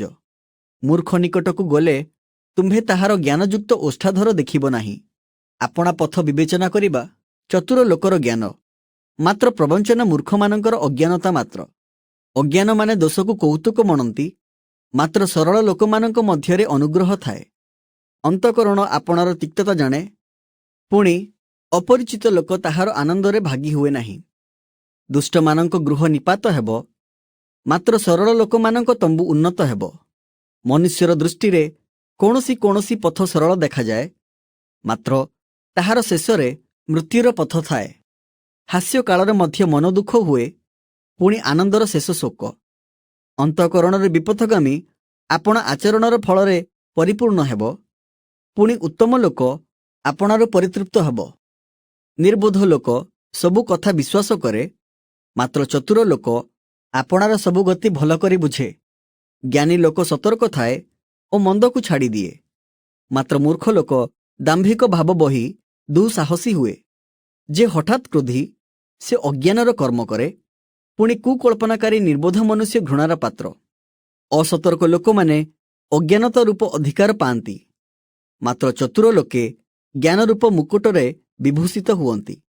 ମନ୍ଦ ଲୋକେ ଉତ୍ତମ ଲୋକମାନଙ୍କ ଛାମୁରେ ଓ ଦୁଷ୍ଟମାନେ ଧାର୍ମିକ ଗଣର ଦ୍ୱାରରେ ଦଣ୍ଡବତ କରନ୍ତି। ଦରିଦ୍ର ଆପଣା ପ୍ରତିବାସୀର ହିଁ ଘୃଣିତ ହୁଏ, ମାତ୍ର ଧନବାନର ଅନେକ ବନ୍ଧୁ ଥାନ୍ତି।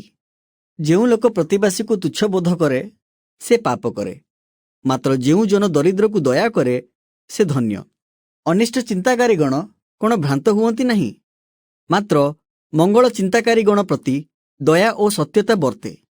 ସବୁ ପ୍ରକାର ପରିଶ୍ରମରେ ଫଳ ଅଛି, ପୁଣି ଓଷ୍ଠାଧରର କଥା ମାତ୍ର କେବଳ ଦରିଦ୍ରତାରେ ପ୍ରବର୍ତ୍ତାଏ। ଜ୍ଞାନୀମାନଙ୍କ ମୁକୁଟ ସେମାନଙ୍କର ଧନ, ପୁଣି ମୂର୍ଖମାନଙ୍କର ଅଜ୍ଞାନତା କେବଳ ଅଜ୍ଞାନତା। ସତ୍ୟ ସାକ୍ଷୀ ଅନ୍ୟର ଜୀବନକୁ ରକ୍ଷା କରେ, ମାତ୍ର ମିଥ୍ୟାବାଦୀ ପ୍ରବଞ୍ଚନାଜନକ। ସଦାପ୍ରଭୁ ବିଷୟକ ଭୟ ଦୃଢ଼ ବିଶ୍ୱାସ ଭୂମି, ଆଉ ତାହାଙ୍କ ସନ୍ତାନମାନେ ଆଶ୍ରୟ ସ୍ଥାନ ପାଇବେ। ମୃତ୍ୟୁର ଫାନ୍ଦରୁ ଫେରାଇବା ପାଇଁ ସଦାପ୍ରଭୁ ବିଷୟକ ଭୟ ଜୀବନର ଝର ସ୍ୱରୂପ। ପ୍ରଜା ବାହୁଲ୍ୟରେ ରାଜାର ସମ୍ଭ୍ରମ, ପୁଣି ପ୍ରଜା ଅଭାବରେ ଭୂପତିର ବିନାଶ। ଯେ କ୍ରୋଧ କରିବାରେ ଧୀର, ସେ ବଡ଼ ବୁଦ୍ଧିମାନ, ପୁଣି ହଠାତ୍ କ୍ରୋଧୀ ଅଜ୍ଞାନତା ରୂପ ଧ୍ୱଜା ଟେକେ। ଶାନ୍ତ ଅନ୍ତଃକରଣ ଦେହର ଜୀବନ ସ୍ୱରୂପ, ପୁଣି ଈର୍ଷା ହାଡ଼ର କ୍ଷୟ ସ୍ୱରୂପ। ଯେଉଁ ଲୋକ ଦିନହୀନ ପ୍ରତି ଉପଦ୍ରବ କରେ, ସେ ତାହାର ସୃଷ୍ଟିକର୍ତ୍ତାଙ୍କୁ ନିନ୍ଦା କରେ, ପୁଣି ଯେ ଦରିଦ୍ରକୁ ଦୟା କରେ, ସେ ତାହାଙ୍କୁ ଆଦର କରେ। ଦୁଷ୍ଟ ଲୋକ ଆପଣା ମନ୍ଦ କର୍ମରେ ବିନାଶ ହୁଏ, ମାତ୍ର ମରଣ କାଳରେ ଧାର୍ମିକର ଆଶ୍ରୟ ଥାଏ। ଜ୍ଞାନ ବୁଦ୍ଧିମାନର ହୃଦୟରେ ଥାଏ, ପୁଣି ମୂର୍ଖର ଆନ୍ତରିକ ଭାବ ଜଣାଯିବ। ଧାର୍ମିକତା ରାଜ୍ୟର ଉନ୍ନତି ଜନ୍ମାଏ, ମାତ୍ର ପାପ ନରଗଣର ଅପମାନ। ବୁଦ୍ଧିମାନ ଦାସ ରାଜାଙ୍କର ଅନୁଗ୍ରହ ପାତ୍ର, ପୁଣି ଯେ ଲଜ୍ଜା ଜନ୍ମାଏ, ତାହା ପ୍ରତି ସେ କ୍ରୋଧ କରନ୍ତି।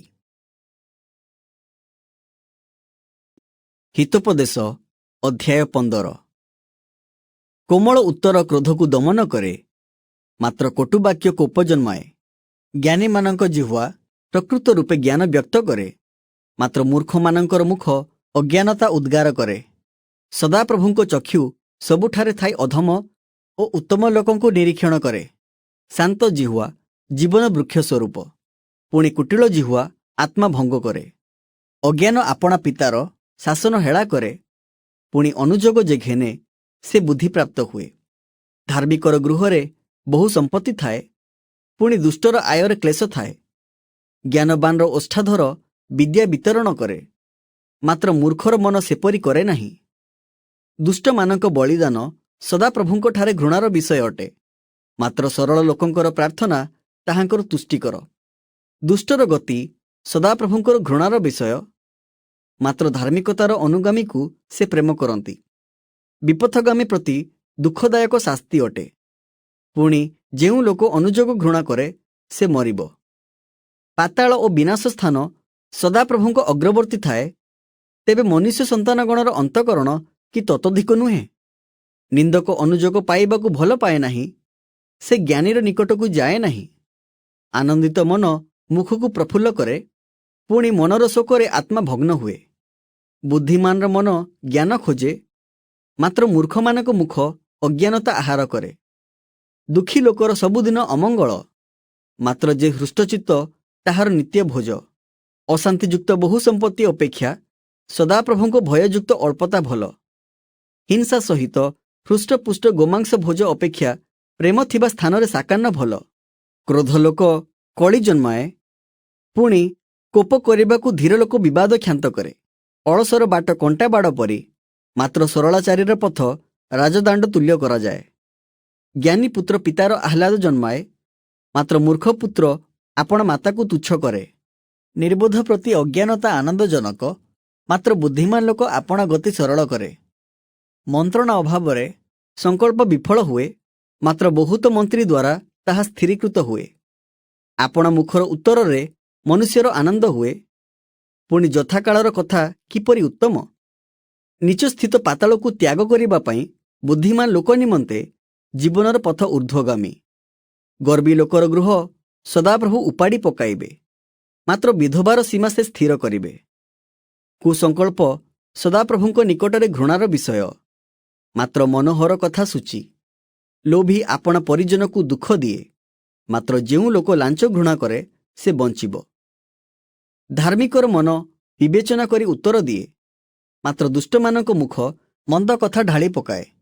ସଦାପ୍ରଭୁ ଦୁଷ୍ଟମାନଙ୍କ ଠାରୁ ଦୂରରେ ଥାନ୍ତି, ପୁଣି ଧାର୍ମିକମାନଙ୍କର ପ୍ରାର୍ଥନା ସେ ଶୁଣନ୍ତି। ଚକ୍ଷୁର ଦୀପ୍ତି ମନକୁ ଆନନ୍ଦିତ କରେ, ପୁଣି ଉତ୍ତମ ସମାଚାର ହାଡ଼ର ପୁଷ୍ଟି କରେ। ଯେଉଁ କର୍ଣ୍ଣ ଜୀବନଦାୟକ ଅନୁଯୋଗ ଶୁଣେ, ତାହା ଜ୍ଞାନୀମାନଙ୍କ ମଧ୍ୟରେ ବାସ କରେ। ଯେଉଁ ଲୋକ ଶାସନ ଅଗ୍ରାହ୍ୟ କରେ ସେ ଆପଣା ପ୍ରାଣକୁ ତୁଚ୍ଛ କରେ, ମାତ୍ର ଅନୁଯୋଗ ଯେ ଶୁଣେ ସେ ବୁଦ୍ଧି ପାଏ। ସଦାପ୍ରଭୁ ବିଷୟକ ଭୟ ଜ୍ଞାନଜନକ ଉପଦେଶ, ପୁଣି ନମ୍ରତା ସମ୍ଭ୍ରମର ସମ୍ମୁଖରେ ଥାଏ। ହିତୋପଦେଶ ଅଧ୍ୟାୟ 16। ଅନ୍ତଃକରଣର କଳ୍ପନା ମନୁଷ୍ୟର ଅଟେ, ମାତ୍ର ଜିହ୍ୱାର ଉତ୍ତର ସଦାପ୍ରଭୁଙ୍କ ଠାରୁ ହୁଏ। ମନୁଷ୍ୟର ସମସ୍ତ ଗତି ଆପଣା ଦୃଷ୍ଟିରେ ନିର୍ମଳ, ମାତ୍ର ସଦାପ୍ରଭୁ ଆତ୍ମାମାନଙ୍କୁ ତୌଲନ୍ତି। ସଦାପ୍ରଭୁଙ୍କୁ ତୁମ୍ଭର କାର୍ଯ୍ୟ ସମର୍ପଣ କର, ତହିଁରେ ତୁମ୍ଭର ସଂକଳ୍ପ ସ୍ଥିରୀକୃତ ହେବ। ସଦାପ୍ରଭୁ ପ୍ରତ୍ୟେକ ବିଷୟକୁ ତହିଁର ନିଜ ଉଦ୍ଦେଶ୍ୟ ସାଧନ ନିମନ୍ତେ କରିଅଛନ୍ତି, ଦୁଷ୍ଟକୁ ମଧ୍ୟ ଦୁର୍ଦ୍ଦିନ ନିମନ୍ତେ। ମନରେ ଗର୍ବୀ ପ୍ରତ୍ୟେକ ଲୋକ ସଦାପ୍ରଭୁଙ୍କଠାରେ ଘୃଣିତ, ହାତ ଧରାଧରି ହେଲେ ହେଁ ସେ ଅଦଣ୍ଡିତ ନହିବ। ଦୟା ଓ ସତ୍ୟତାରେ ପାପର ପ୍ରାୟଶ୍ଚିତ ହୁଏ, ପୁଣି ସଦାପ୍ରଭୁ ବିଷୟକ ଭୟ ଦ୍ୱାରା ମନୁଷ୍ୟମାନେ କୁକ୍ରିୟା ତ୍ୟାଗ କରନ୍ତି। ମନୁଷ୍ୟର ଗତି ସଦାପ୍ରଭୁଙ୍କର ତୁଷ୍ଟିକର ହେଲେ ସେ ତାହାର ଶତ୍ରୁମାନଙ୍କୁ ମଧ୍ୟ ତାହା ସହିତ ଶାନ୍ତିରେ ବାସ କରନ୍ତି। ଅନ୍ୟାୟ ସହିତ ପ୍ରଚୁର ଆୟରୁ ଧାର୍ମିକତା ସହିତ ଅଳ୍ପ ଭଲ। ମନୁଷ୍ୟର ମନ ଆପଣା ପଥ ବିଷୟ କଳ୍ପନା କରେ, ମାତ୍ର ସଦାପ୍ରଭୁ ତାହାର ଗତି ନିରୂପଣ କରନ୍ତି। ରାଜାର ଓଷ୍ଠରେ ଦିବ୍ୟ ବାକ୍ୟ ଥାଏ, ତାହାର ମୁଖ ବିଚାରରେ ସତ୍ୟଲଙ୍ଘନ କରିବ ନାହିଁ। ଯଥାର୍ଥ ବିଶା ଓ ଦଣ୍ଡି ସଦାପ୍ରଭୁଙ୍କର, ଓ ଥଳିରେ ଥିବା ବଟଖରା ସବୁ ତାହାଙ୍କର କର୍ମ।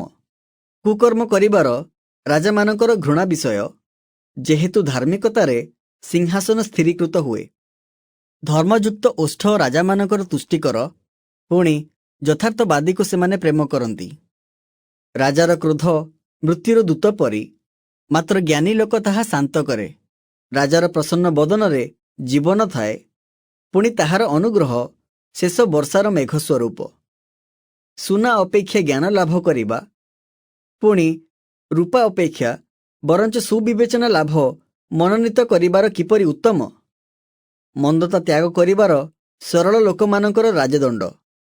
ଯେଉଁ ଲୋକ ଆପଣା ପଥ ଜଗି ଚାଲେ, ସେ ଆପଣା ପ୍ରାଣ ରକ୍ଷା କରେ। ଅହଙ୍କାର ସର୍ବନାଶର ସମ୍ମୁଖରେ ଥାଏ, ପୁଣି ଦାମ୍ଭିକ ମନ ପତନର ସମ୍ମୁଖରେ ଥାଏ। ଅହଙ୍କାରୀମାନଙ୍କ ସହିତ ଲୁଟିତ ଦ୍ରବ୍ୟ ଭାଗ କରିବା ଅପେକ୍ଷା ଦୀନାତ୍ମା ସହିତ ନମ୍ର ହେବାର ଭଲ। ଯେଉଁ ଲୋକ ପରମେଶ୍ୱରଙ୍କ ବାକ୍ୟରେ ମନୋଯୋଗ କରେ, ସେ ମଙ୍ଗଳ ପାଏ। ପୁଣି ସଦାପ୍ରଭୁଙ୍କଠାରେ ଯିଏ ନିର୍ଭର କରେ, ସେ ଧନ୍ୟ। ମନରେ ଜ୍ଞାନୀ ଲୋକ ବୁଦ୍ଧିମାନ ବିଖ୍ୟାତ ହୁଏ, ପୁଣି ଓଷ୍ଠାଧରର ମିଷ୍ଟତା ପାଣ୍ଡିତ୍ୟ ବଢ଼ାଏ। ସଦ୍ବୁଦ୍ଧି ତାହା ପାଇଥିବା ଲୋକ ପ୍ରତି ଜୀବନର ଝର ସ୍ୱରୂପ ଅଟେ। ମାତ୍ର ଅଜ୍ଞାନତା ଅଜ୍ଞାନମାନଙ୍କର ଶାସ୍ତି। ଜ୍ଞାନବାନର ହୃଦୟ ଆପଣା ମୁଖକୁ ଶିକ୍ଷା ଦିଏ, ପୁଣି ତାହାର ବାକ୍ୟ ପାଣ୍ଡିତ୍ୟ ବଢ଼ାଏ। ମନୋହର ଭାଷା ମଧୁଚାକ ସଦୃଶ, ତାହା ମନକୁ ସୁମିଷ୍ଟ, ଅସ୍ଥିକୁ ସ୍ୱାସ୍ଥ୍ୟ। ମନୁଷ୍ୟର ଦୃଷ୍ଟିରେ କୌଣସି କୌଣସି ପଥ ସରଳ ଦିଶେ, ମାତ୍ର ତହିଁର ଶେଷରେ ମୃତ୍ୟୁର ପଥ ଥାଏ। ପରିଶ୍ରମକାରୀର କ୍ଷୁଧା ତାହା ନିମନ୍ତେ ପରିଶ୍ରମ କରେ, ଯେହେତୁ ତାହାର ମୁଖ ତହିଁ ପାଇଁ ତାହାକୁ ବାଧ୍ୟ କରେ। ଦୁଷ୍ଟ ଲୋକ ଅନିଷ୍ଟ କଳ୍ପନା କରେ, ପୁଣି ତାହାର ଓଷ୍ଠରେ ଜ୍ୱଳନ୍ତା ଅଗ୍ନି ପରି ଥାଏ। କୁଟିଳ ମନୁଷ୍ୟ କଳି ବୁଣେ, ପୁଣି କର୍ଣ୍ଣେଜପ ବିଶେଷ ମିତ୍ରଗଣକୁ ବିଭିନ୍ନ କରେ। ଅତ୍ୟାଚାରୀ ଆପଣା ପ୍ରତିବାସୀକୁ ଭୁଲାଏ, ପୁଣି ତାହାକୁ କୁପଥରେ କଢ଼ାଇ ନିଏ। ଯେଉଁ ଲୋକ ଆପଣା ଚକ୍ଷୁ ମୁଦେ, ସେ କୁଟିଳ ବିଷୟ କଳ୍ପନା କରିବାକୁ ତାହା କରେ। ଯେ ଆପଣା ଓଷ୍ଠାଧରକୁ ଚିପେ, ସେ ମନ୍ଦକର୍ମ ସିଦ୍ଧ କରେ। ପକ୍ୱ କେଶ ଶୋଭାଜନକ ମୁକୁଟ, ତାହା ଧର୍ମପଥରେ ପ୍ରାପ୍ତ ହୁଏ। ଯେ କ୍ରୋଧରେ ଧୀର, ସେ ବୀର ଅପେକ୍ଷା ଶ୍ରେଷ୍ଠ। ପୁଣି ଯେ ନିଜ ଆତ୍ମା ଉପରେ କର୍ତ୍ତୃତ୍ୱ କରେ, ସେ ନଗର ଜୟକାରୀ ଅପେକ୍ଷା ଭଲ। ଗୁଲିବାଣ୍ଟ କୋଳରେ ପକାଯାଏ, ମାତ୍ର ତହିଁର ନିଷ୍ପତ୍ତି ସଦାପ୍ରଭୁଙ୍କଠାରୁ ହୁଏ। ହିତୋପଦେଶ ଅଧ୍ୟାୟ 17। ବିବାଦଯୁକ୍ତ ଭୋଜରେ ପୂର୍ଣ୍ଣ ଗୃହ ଅପେକ୍ଷା ଶାନ୍ତି ସହିତ ଶୁଖିଲା ରୁଟି ଖଣ୍ଡେ ଭଲ। ଯେଉଁ ଦାସ ବୁଦ୍ଧିପୂର୍ବକ ଚଳେ, ସେ ଲଜ୍ଜାଦାୟୀ ପୁତ୍ର ଉପରେ କର୍ତ୍ତୃତ୍ୱ କରେ, ପୁଣି ଭାଇମାନଙ୍କ ସଙ୍ଗରେ ଅଧିକାରର ବାଣ୍ଟ ପାଏ। କୋଇରେ ରୂପାର ଓ ହୁମାଇରେ ସୁନାର ପରୀକ୍ଷା ହୁଏ, ମାତ୍ର ସଦାପ୍ରଭୁ ଅନ୍ତଃକରଣର ପରୀକ୍ଷା କରନ୍ତି। କୁକ୍ରିୟକାରୀ ଲୋକ ଦୁଷ୍ଟ ଓଷ୍ଠାଧରର କଥା ଶୁଣେ, ପୁଣି ମିଥ୍ୟାବାଦୀ ହିଂସ୍ର ଜିହ୍ୱାରେ କର୍ଣ୍ଣପାତ କରେ। ଯେଉଁ ଲୋକ ଦରିଦ୍ରକୁ ପରିହାସ କରେ, ସେ ତାହାର ସୃଷ୍ଟିକର୍ତ୍ତାଙ୍କୁ ନିନ୍ଦା କରେ। ପୁଣି ବିପଦରେ ଯେ ଆନନ୍ଦ କରେ, ସେ ଅଦଣ୍ଡିତ ରହିବ ନାହିଁ।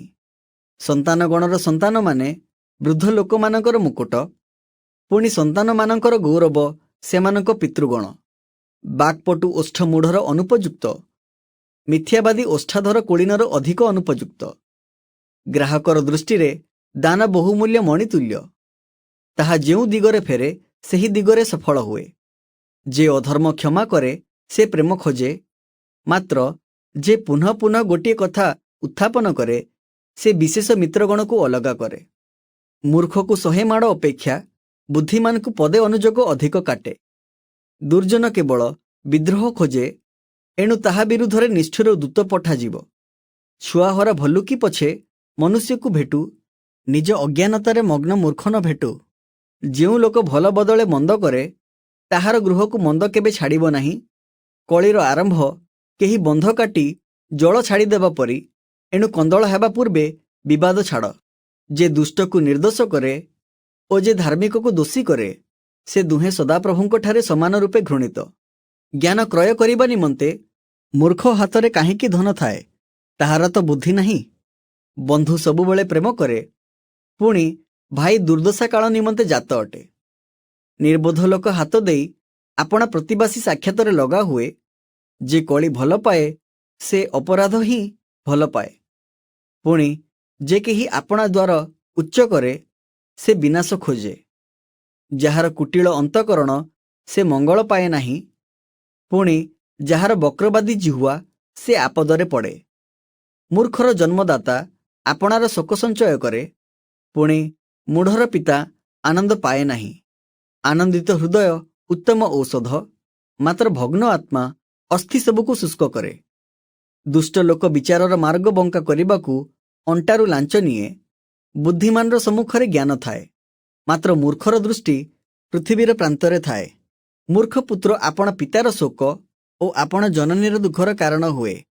ଧାର୍ମିକକୁ ଶାସ୍ତି ଦେବାର ଅବା କୁଳୀନ ଲୋକଙ୍କୁ ସେମାନଙ୍କ ସରଳତା ସକାଶୁ ପ୍ରହାର କରିବାର ଉଚିତ ନୁହେଁ।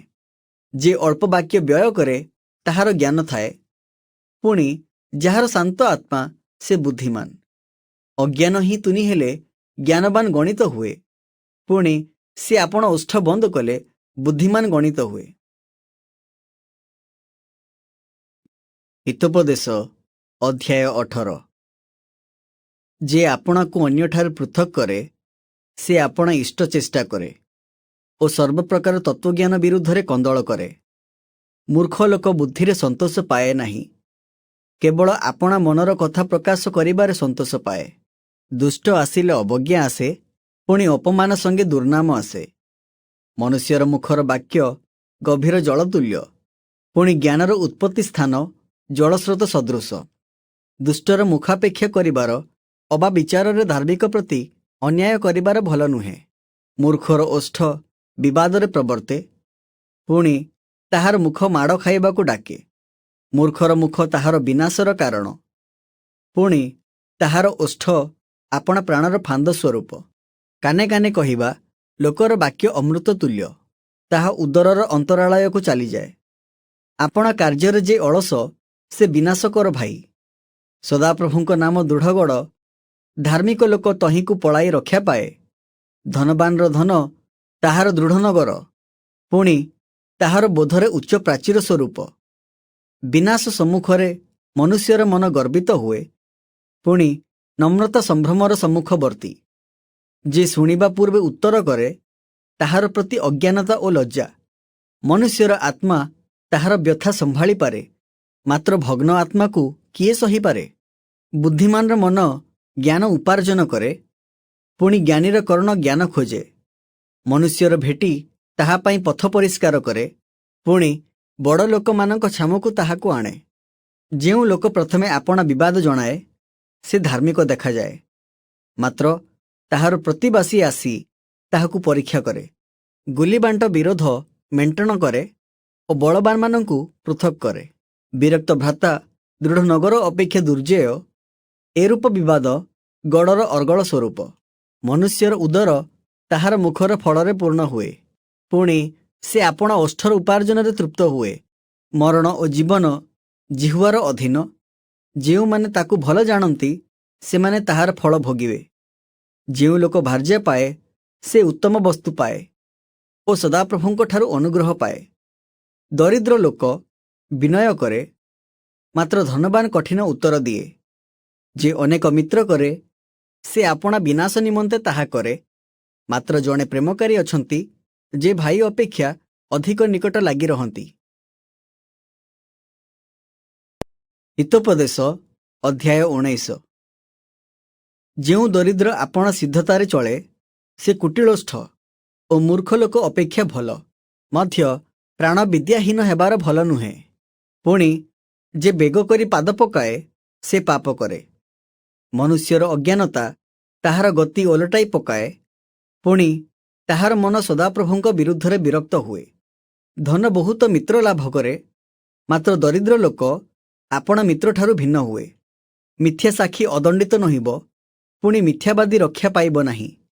ଅନେକେ ବଦାନ୍ୟ ଲୋକର ଅନୁଗ୍ରହ ପ୍ରାର୍ଥନା କରନ୍ତି, ପୁଣି ପ୍ରତିଜଣ ଦାନଶୀଳ ଲୋକର ମିତ୍ର ହୁଅନ୍ତି। ଦରିଦ୍ରର ସମସ୍ତ ଭ୍ରାତା ତାହାକୁ ଘୃଣା କରନ୍ତି, ତାହାର ମିତ୍ରମାନେ ତାହାଠୁ କେତେ ଅଧିକ ଦୂରକୁ ନ ଯିବେ। ସେ ଆଳାପ ଚେଷ୍ଟା କରେ, ମାତ୍ର ସେମାନେ ନାହାନ୍ତି। ଯେଉଁ ଲୋକ ବୁଦ୍ଧି ଲାଭ କରେ ସେ ଆପଣା ପ୍ରାଣକୁ ପ୍ରେମ କରେ। ଯେ ବିବେଚନା ରକ୍ଷା କରେ ସେ ମଙ୍ଗଳ ପାଏ। ମିଥ୍ୟା ସାକ୍ଷୀ ଅଦଣ୍ଡିତ ନହିବ, ପୁଣି ମିଥ୍ୟାବାଦୀ ବିନଷ୍ଟ ହେବ। ମୂର୍ଖର ସୁଖଭୋଗ ଅନୁପଯୁକ୍ତ, ଅଧିପତିମାନଙ୍କ ଉପରେ ଦାସର କର୍ତ୍ତୃତ୍ୱ ତତୋଧିକ ଅନୁପଯୁକ୍ତ। ମନୁଷ୍ୟର ସୁବୁଦ୍ଧି ତାହାକୁ କ୍ରୋଧ କରିବାକୁ ଧୀର କରେ, ପୁଣି ଦୋଷ ଛାଡ଼ିଦେବାର ତାହାର ଭୂଷଣ। ରାଜାର କୋପ ସିଂହ ଗର୍ଜନ ପରି, ମାତ୍ର ତାହାର ଅନୁଗ୍ରହ ତୃଣ ଉପରେ ଥିବା କାକର ତୁଲ୍ୟ। ମୂର୍ଖ ପୁତ୍ର ତାହାର ପିତାର ଦୁଃଖଦାୟକ, ପୁଣି ସ୍ତ୍ରୀର କଳି ଅବିରତ ବିନ୍ଦୁପାତ ପରି। ଗୃହ ଓ ଧନ ମାତା ପିତାଙ୍କଠାରୁ ପ୍ରାପ୍ତ ଅଧିକାର, ମାତ୍ର ବୁଦ୍ଧିମତୀ ଭାର୍ଯ୍ୟା ସଦାପ୍ରଭୁଙ୍କଠାରୁ ପ୍ରାପ୍ତ ହୁଏ। ଆଳସ୍ୟ ଘୋର ନିଦ୍ରାରେ ପକାଏ, ପୁଣି ଅଳସ ପ୍ରାଣୀ କ୍ଷୁଧା ଭୋଗ କରିବ। ପରମେଶ୍ୱରଙ୍କ ଆଜ୍ଞା ପାଳନକାରୀ ଆପଣା ପ୍ରାଣ ରକ୍ଷା କରେ, ମାତ୍ର ଆପଣା ପଥ ବିଷୟରେ ଯିଏ ଅସାବଧାନ ହୁଏ ସେ ମରିବ। ଯେ ଦରିଦ୍ରକୁ ଦୟା କରେ ସେ ସଦାପ୍ରଭୁଙ୍କୁ ଋଣ ଦିଏ, ପୁଣି ସେ ତାହାର ଉତ୍ତମ କର୍ମର ପରିଶୋଧ କରିବେ। ଆପଣା ପୁତ୍ରକୁ ଶାସନ କର, କାରଣ ଭରସା ଅଛି, ପୁଣି ତୁମ୍ଭର ମନ ତାହାର ବିନାଶ ଇଚ୍ଛା ନ କରୁ। ଅତି ରାଗି ଲୋକ ଶାସ୍ତି ଭୋଗ କରିବ, ଯେହେତୁ ତୁମ୍ଭେ ତାହାକୁ ଥରେ ଉଦ୍ଧାର କଲେ ତାହା ତୁମ୍ଭକୁ ପୁନର୍ବାର କରିବାକୁ ହେବ। ଶେଷାବସ୍ଥାରେ ତୁମ୍ଭେ ଯେପରି ଜ୍ଞାନବାନ ହୁଅ, ଏଥିପାଇଁ ମନ୍ତ୍ରଣା ଶୁଣ ଓ ଉପଦେଶ ଗ୍ରହଣ କର। ମନୁଷ୍ୟର ମନରେ ନାନା ସଂକଳ୍ପ ଥାଏ, ମାତ୍ର ସଦାପ୍ରଭୁଙ୍କ ମନ୍ତ୍ରଣା ସ୍ଥିର ହେବ। ମନୁଷ୍ୟର ବାସନା ତାହାର ଦୟାର ପରିମାଣ, ଏବଂ ମିଥ୍ୟାବାଦୀ ଅପେକ୍ଷା ଦରିଦ୍ର ଲୋକ ଶ୍ରେଷ୍ଠ। ସଦାପ୍ରଭୁଙ୍କ ବିଷୟକ ଭୟ ଜୀବନଦାୟକ, ତାହା ଯେଉଁ ଲୋକଠାରେ ଥାଏ ସେ ତୃପ୍ତ ହୋଇ ବାସ କରିବ। ଆପଦ ତାହାର ନିକଟ ଦେଇ ଯିବ ନାହିଁ। ଅଳସୁଆ ଆପଣା ଥାଳିରେ ହାତ ବୁଡ଼ାଇଲେ ଆଉ ଥରେ ତାହା ଆପଣା ମୁଖକୁ ନେବାକୁ ସୁଦ୍ଧା ଇଚ୍ଛା କରେ ନାହିଁ। ନିନ୍ଦକକୁ ପ୍ରହାର କଲେ ନିର୍ବୋଧ ଲୋକ ସତର୍କତା ଶିକ୍ଷା କରିବ, ପୁଣି ବୁଦ୍ଧିମାନଙ୍କୁ ଅନୁଯୋଗ କଲେ ସେ ଜ୍ଞାନ ବୁଝିବ। ଯେଉଁ ପୁତ୍ର ଆପଣା ପିତାର ଧନ ନଷ୍ଟ କରେ, ପୁଣି ଆପଣା ମାତାକୁ ତଡ଼ି ଦିଏ, ସେ ଲଜ୍ଜାକର ଓ ଅପମାନଜନକ। ହେ ଆମ୍ଭର ପୁତ୍ର, ଯେଉଁ ଉପଦେଶ ଜ୍ଞାନର କଥାରୁ ତୁମ୍ଭକୁ ଭୁଲାଏ ତାହା ଶୁଣିବାରୁ ନିବୃତ୍ତ ହୁଅ। ପାଷାଣ୍ଡ ସାକ୍ଷୀ ନ୍ୟାୟ ବିଚାରକୁ ନିନ୍ଦା କରେ ଓ ଦୁଷ୍ଟର ମୁଖ ଅଧର୍ମ ଗିଳେ। ନିନ୍ଦକମାନଙ୍କ ପାଇଁ ଦଣ୍ଡାଜ୍ଞା ଓ ମୂର୍ଖମାନଙ୍କ ପିଠି ପାଇଁ ପ୍ରହାର ପ୍ରସ୍ତୁତ ଅଛି। ହିତୋପଦେଶ ଅଧ୍ୟାୟ 20। ଦ୍ରାକ୍ଷରସ ନିନ୍ଦକ ମଦ୍ୟ କଳହକାରୀ। ଯେ କେହି ତଦ୍ୱାରା ଭ୍ରାନ୍ତ ହୁଏ ସେ ଜ୍ଞାନବାନ ନୁହେଁ। ରାଜାର ଭୟଙ୍କରତା ସିଂହ ଗର୍ଜନ ପରି। ଯେ ତାଙ୍କର କ୍ରୋଧ ଜନ୍ମାଏ ସେ ଆପଣା ପ୍ରାଣ ବିରୁଦ୍ଧରେ ପାପ କରେ। ବିବାଦରୁ ନିବୃତ୍ତ ହେବାର ମନୁଷ୍ୟର ଗୌରବ, ମାତ୍ର ପ୍ରତ୍ୟେକ ମୂର୍ଖ ଲୋକ କନ୍ଦଳ କରେ। ଅଳସୁଆ ଶୀତ ସକାଶୁ ହଳ ବୁଲାଏ ନାହିଁ, ଏଣୁ ଶସ୍ୟ ସମୟରେ ସେ ଖୋଜିଲେ ହେଁ କିଛି ପାଏ ନାହିଁ। ମନୁଷ୍ୟର ମନର ମନ୍ତ୍ରଣା ଗଭୀର ଜଳ ତୁଲ୍ୟ, ମାତ୍ର ବୁଦ୍ଧିମାନ ଲୋକ ତାହା କାଢ଼ିବ। ଅଧିକାଂଶ ଲୋକ ଆପଣା ଆପଣା ଦୟାଳୁତା ପ୍ରଚାର କରନ୍ତି, ମାତ୍ର ବିଶ୍ୱସ୍ତ ଲୋକ କିଏ ପାଇପାରେ? ଯେଉଁ ଧାର୍ମିକ ଲୋକ ଆପଣା ସରଳତାରେ ଆଚରଣ କରେ, ତାହା ଉତ୍ତାରେ ତାହାର ସନ୍ତାନଗଣ ଧନ୍ୟ ହୁଅନ୍ତି। ଯେଉଁ ରାଜା ବିଚାରାସନରେ ବସେ ସେ ନିଜ ଚକ୍ଷୁ ଦ୍ୱାରା ମନ୍ଦ ବିଷୟ ସବୁ ଉଡ଼ାଇ ଦିଏ। ଆମ୍ଭେ ଆପଣା ମନ ନିର୍ମଳ କରିଅଛୁ, ଆମ୍ଭେ ଆପଣା ପାପରୁ ପରିଷ୍କୃତ ଅଟୁ, ଏହା କିଏ କହିପାରେ? ନାନା ପ୍ରକାର ବଟଖରା ଓ ନାନା ପ୍ରକାର ପରିମାଣ ଉଭୟ ସମାନ ରୂପେ ସଦାପ୍ରଭୁଙ୍କର ଘୃଣିତ। ଆପଣାର କର୍ମ ନିର୍ମଳ ଓ ସରଳ କି ନାହିଁ, ଏହା ଗୋଟିଏ ପିଲା ସୁଦ୍ଧା ଆପଣାର କର୍ମ ଦ୍ୱାରା ଆପଣାର ପରିଚୟ ଦିଏ। ଶୁଣିବା କାନ ଓ ଦେଖିବା ଆଖି, ଏହି ଦୁହିଁଙ୍କୁ ସଦାପ୍ରଭୁ ନିର୍ମାଣ କରିଅଛନ୍ତି। ନିଦ୍ରାକୁ ଭଲ ପାଅ ନାହିଁ, ନହେଲେ ତୁମ୍ଭେ ଦରିଦ୍ର ହେବ। ତୁମ୍ଭ ଚକ୍ଷୁ ଫିଟାଅ, ତହିଁରେ ତୁମ୍ଭେ ଖାଦ୍ୟରେ ପରିତୃପ୍ତ ହେବ। କିଣିବା ଲୋକ କହେ, ଭଲ ନୁହେଁ, ଭଲ ନୁହେଁ, ମାତ୍ର ଆପଣା ବାଟରେ ଗଲାବେଳେ ଦର୍ପ କରେ। ସୁବର୍ଣ୍ଣ ଅଛି ଓ ଅନେକ ମୁକ୍ତା ହିଁ ଅଛି, ମାତ୍ର ଜ୍ଞାନ ବିଶିଷ୍ଟ ଓଷ୍ଠ ଅମୂଲ୍ୟ ରତ୍ନ। ଅପରିଚିତ ଲୋକ ପାଇଁ ଯେ ଲଗା ହୁଏ ତାହାର ବସ୍ତ୍ର ନିଅ, ପୁଣି ଯେ କେହି ବିଦେଶୀ ଲୋକଙ୍କ ନିମନ୍ତେ ଜାମିନ ହୁଏ ତାହାକୁ ବନ୍ଧକ ରଖ। ମିଥ୍ୟା ଅର୍ଜିତ ଆହାର ମନୁଷ୍ୟକୁ ମିଷ୍ଟ ଲାଗେ, ମାତ୍ର ପଛେ ତାହାର ମୁଖ ଗୋଡ଼ିରେ ପୂର୍ଣ୍ଣ ହେବ। ମନ୍ତ୍ରଣା ଦ୍ୱାରା ପ୍ରତ୍ୟେକ ସଂକଳ୍ପ ସ୍ଥିର ହୁଏ, ପୁଣି ତୁମ୍ଭେ ଭଲ ପରାମର୍ଶ ଘେନି ଯୁଦ୍ଧ କର। ଯେ ଖଚୁଆ ହୋଇ ବୁଲେ ସେ ଗୁପ୍ତ କଥା ପ୍ରକାଶ କରେ। ଏ ନିମନ୍ତେ ଯେ ଆପଣା ଓଷ୍ଠ ଖୋଲା ରଖେ ତାହା ସଙ୍ଗରେ ବ୍ୟବହାର କର ନାହିଁ। ଯେ ଆପଣା ପିତା କି ଆପଣା ମାତାକୁ ଅଭିଶାପ ଦିଏ, ଘୋର ଅନ୍ଧାରରେ ତାହାର ପ୍ରଦୀପ ନିଭାଯିବ। ପ୍ରଥମରେ କୌଣସି ଅଧିକାର ହଠାତ୍ ମିଳିପାରେ, ମାତ୍ର ତହିଁର ଶେଷ ଆଶୀର୍ବାଦ ଯୁକ୍ତ ହେବ ନାହିଁ। ଆମ୍ଭେ ଅନିଷ୍ଟର ପ୍ରତିଫଳ ଦେବା, ତୁମ୍ଭେ ଏପରି କଥା କୁହ ନାହିଁ। ସଦାପ୍ରଭୁଙ୍କଠାରେ ଅନୁସରଣ କର, ସେ ତୁମ୍ଭକୁ ଉଦ୍ଧାର କରିବେ। ନାନା ପ୍ରକାର ବଟଖରା ସଦାପ୍ରଭୁଙ୍କ ଘୃଣାର ବିଷୟ, ପୁଣି अयथार्थ दंडी भल नुहे। सदाप्रभुंक ठारू मनुष्यर पादगति हुए, तेणु मनुष्य आपणा बाट किपरि बुझिपारिब? एहा पवित्र बोली हठात कहिबार ओ मानत कला उत्तारे विचार करिबार मनुष्य प्रति फांद स्वरूप। ज्ञानी राजा दुष्टमानंकु पाछुड़ी पकाई सेमानंक उपरे चक्र बुलाए।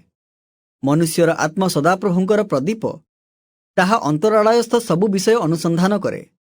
दया ओ सत्यता राजा को रक्षा करे, पुणी दया द्वारा ताहार सिंहासन स्थिर हुए। युवा मानंकर बल सेमानंकर भूषण, वृद्ध मानंकर पक्व केश सेमानंकर शोभा। क्षतजनक प्रहार मंदता परिष्कार करे, पुणी दंडाघात अंतरालय प्रवेश करे। हितोपदेश अध्याय 21। राजार अंतःकरण सदाप्रभुंक हस्तरे जल प्रणाली तुल्य थाए। से जेउ आड़े इच्छा से आड़े ताहा फेरांती। मनुष्यर सबु गति आपण दृष्टि यथार्थ, मात्र सदाप्रभु हृदय सबु तौलंती। बलिदान अपेक्षा न्याय और सुविचार सदाप्रभुंकर अधिक ग्राह्य। दुष्ट लोकमानंक प्रदीप स्वरूप जे अहंकार दृष्टि और गर्वित मन, ताहा पापजनक। कर्मशीलर संकल्परू केवल प्रचुरता जन्मे, मात्र प्रत्येक हठात कर्मकारी केवल अभाव आड़े जाए। मिथ्यावादी ओष्ठ द्वारा प्राप्त धन एणे तेणे चालित बाष्पतुल्य। जेउमाने ताहा अन्वेषण करती सेमाने मृत्यु अन्वेषण करती। दुष्ट मानंकर दौरात्म्य सेमानंकु उड़ाई घेनी जीव, जेहेतु सेमाने न्याय करिबाकु नास्ति करती। दोषरे भाराक्रांत लोकर पथ अतिशय वक्र, मात्र पवित्र लोकर कर्म सड़ख। कलिहुड़ी स्त्री संगरे प्रशस्त गृहरे बास करिबा अपेक्षा छातर एक कोणरे बास करिबा भल। दुष्ट लोकर मन अनिष्ट पांचे, पुणी ताहार दृष्टिरे ताहार प्रतिबासी किछि अनुग्रह पाए नाही। निंदक को दंड देले निर्बोध लोक बुद्धिमान हुए, पुणी बुद्धिमान को बुझाई देले से ज्ञानवान हुए।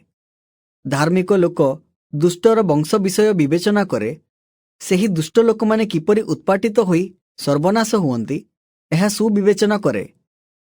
जेउ लोक दिनहीनर डाकरे कर्णरुद्ध करे, से मध्य आपे डाकिब किंतु उत्तर पाइब नाही।